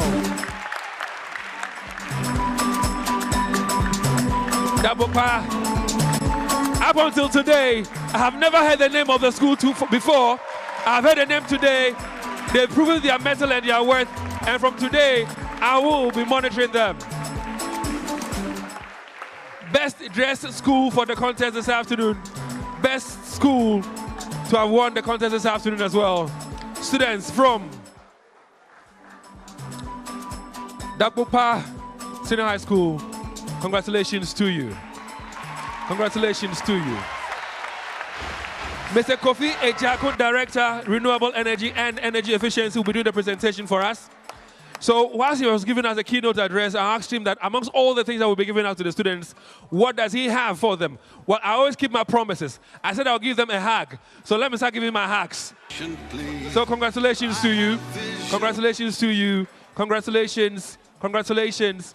And congratulations to you. They'll be giving certificates shortly, but you promised them something. I forgot to go. But they remember. What did you promise? 1,000 cedis. 1,000 Ghana cedis. Is it ready or you're going to do a momo? Now, let me tell you a funny story. I've been doing a lot of MCing there. Let me take a minute. And you know how in Ashanti region the cultural performances go? So they always do that dua stuff like that. So if you're not careful and you go to a funeral, and I don't know how they spot the people, but they identify somebody so this person can act. So I went for a funeral in some group of 5. The dancers here, they avoided every person. It came to me. I didn't have cash, so I try and dodge. And the lady will come. I'll try and dodge, and she will come. So I was like, this one there, watching me. So like, Miniska or Mkutamu Mobeji. She was not saying 0244. So there was no way I could dodge it, so I had to give her money. But all the same, a round of applause for them one more time. Now, before you give out the certificates to them, anything at all you want to say? Is there anything you want to say to them before you hand out their certificates to them? Anything at all you want to say? You want to finish first? Okay. Congratulations to you. Congratulations to you. Dabupa. I like the name as well. What's the meaning of the Dabupa? Is there a meaning to it? Please find out. Research and tell me about it. It's the name of a leader. The area. Oh, okay. They are proudly holding their certificates. You came, you saw, you conquered, huh? Congratulations one more time.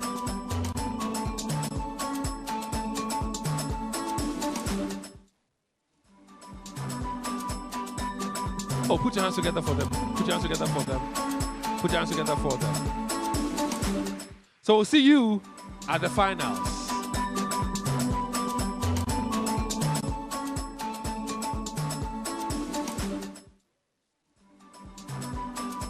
And that's a plaque to be given to them as well for winning today's contest. Energy Commission Senior High School's Renewable Energy Challenge. Winners that will pass senior high. Please put your hands together one more time for them. Make some noise. Show them love. Make them some noise. Yeah. Now, a few words from you, sir.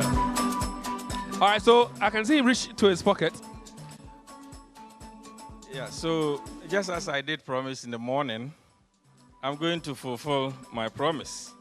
I promised to give the winning school 1,000 Ghana cedis. And congratulations. You've done very well.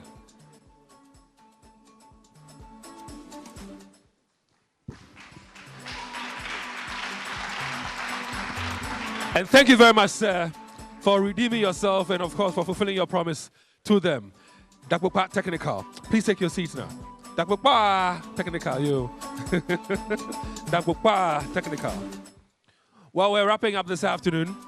And to give us the closing remarks, I'd like to welcome to the podium Mr. Richard Ado Jemfi, Ashanti Regional Director, TV Services, to do us the honors. Show him some love. Put your hands together for him for me.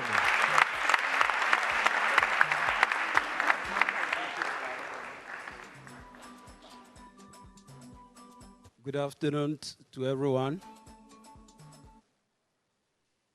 Let me stand on the established protocol to proceed. I extend to you greetings from the Director General, Ghana TV Service, Mr. David Pra. At his behest, I'm here this afternoon. He wishes he could have been with us this afternoon, but he is equally engaged with very important assignments. Those of you who are aware, he is the latest Director General in town. He just started work just yesterday. So he asked me to deputize him at this forum. In fact, this afternoon, I'm excited. And for the past 3 hours also has been a very exciting and very interesting moment. Having listened to such a brilliant solutions ideas this afternoon, it gives me some comfort, hope that all is not lost as a nation, in spite of the challenges that we find ourselves. You would agree with me that majority of the diseases are caused by unsafe water, polluted water, and other negative human practices. But today, there is hope. There is hope. Again, what we have witnessed here this afternoon also demonstrates our collective efforts and strong commitment as a people to harnessing our renewable energy potentials in order to provide clean and sustainable energy, in order to provide clean water, and also restore the destroyed ecosystem. Today, there is one unique thing about this competition. We have been organizing such competition over the years. But let me tell you, there is one unique thing. One unique thing about this energy challenge competition. I listened to the officer from the Energy Commission, Mr. Ejako. He did indicate that some effort has been made to link this competition to the industry. They are able to bring on board some relevant bodies that will support the commercialization drive of this project, that which is very good thing. But let me also suggest here that going forward in the near future, such platforms, we need to bring potential investors, people who are interested to support this drive. They are supposed to be here today. As we speak now, where are these people? If you look at the knowledge and skills demonstrated by our students, I wish that these people could have been here themselves to listen to the story. So please, going forward, let us try and bring them. Those people, they should be present here. And to you, our participants, you have demonstrated knowledge and skills. Today, there is no loser and there is no winner. Those of you who couldn't make it to the next level, there is a brighter future. Next year, I hope you will do great things. And those of you who want first, second, third, we look forward to see you at the finals. So I would like to say Aiko to each and everyone here. It has been an amazing, fantastic moment for each and everyone. There is hope. Thank you very much. Well, and thank you very much as well, Richard Adojemfi. We began with a word of prayer. I deem it necessary and very necessary for us also to end with a word of prayer. And so let's welcome to the microphone Mr. David Ajampa to give us a closing prayer. Welcome him with a round of applause. Thank you very much.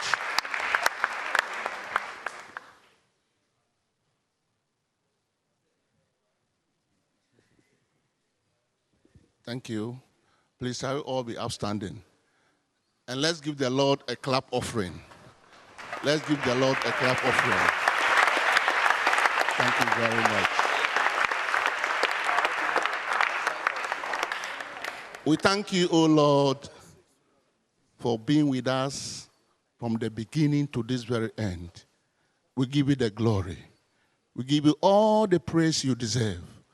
We pray for the lives of our program organizers. We pray for the lives of our judges. We pray for the lives of our coordinators, our students, everybody gathered here this evening. We thank you, Lord, for your leadership. We pray that you grant us the traveling mercies back home. Even as we go in, let's get there safely. In the name of our Lord Jesus Christ, we pray. Amen.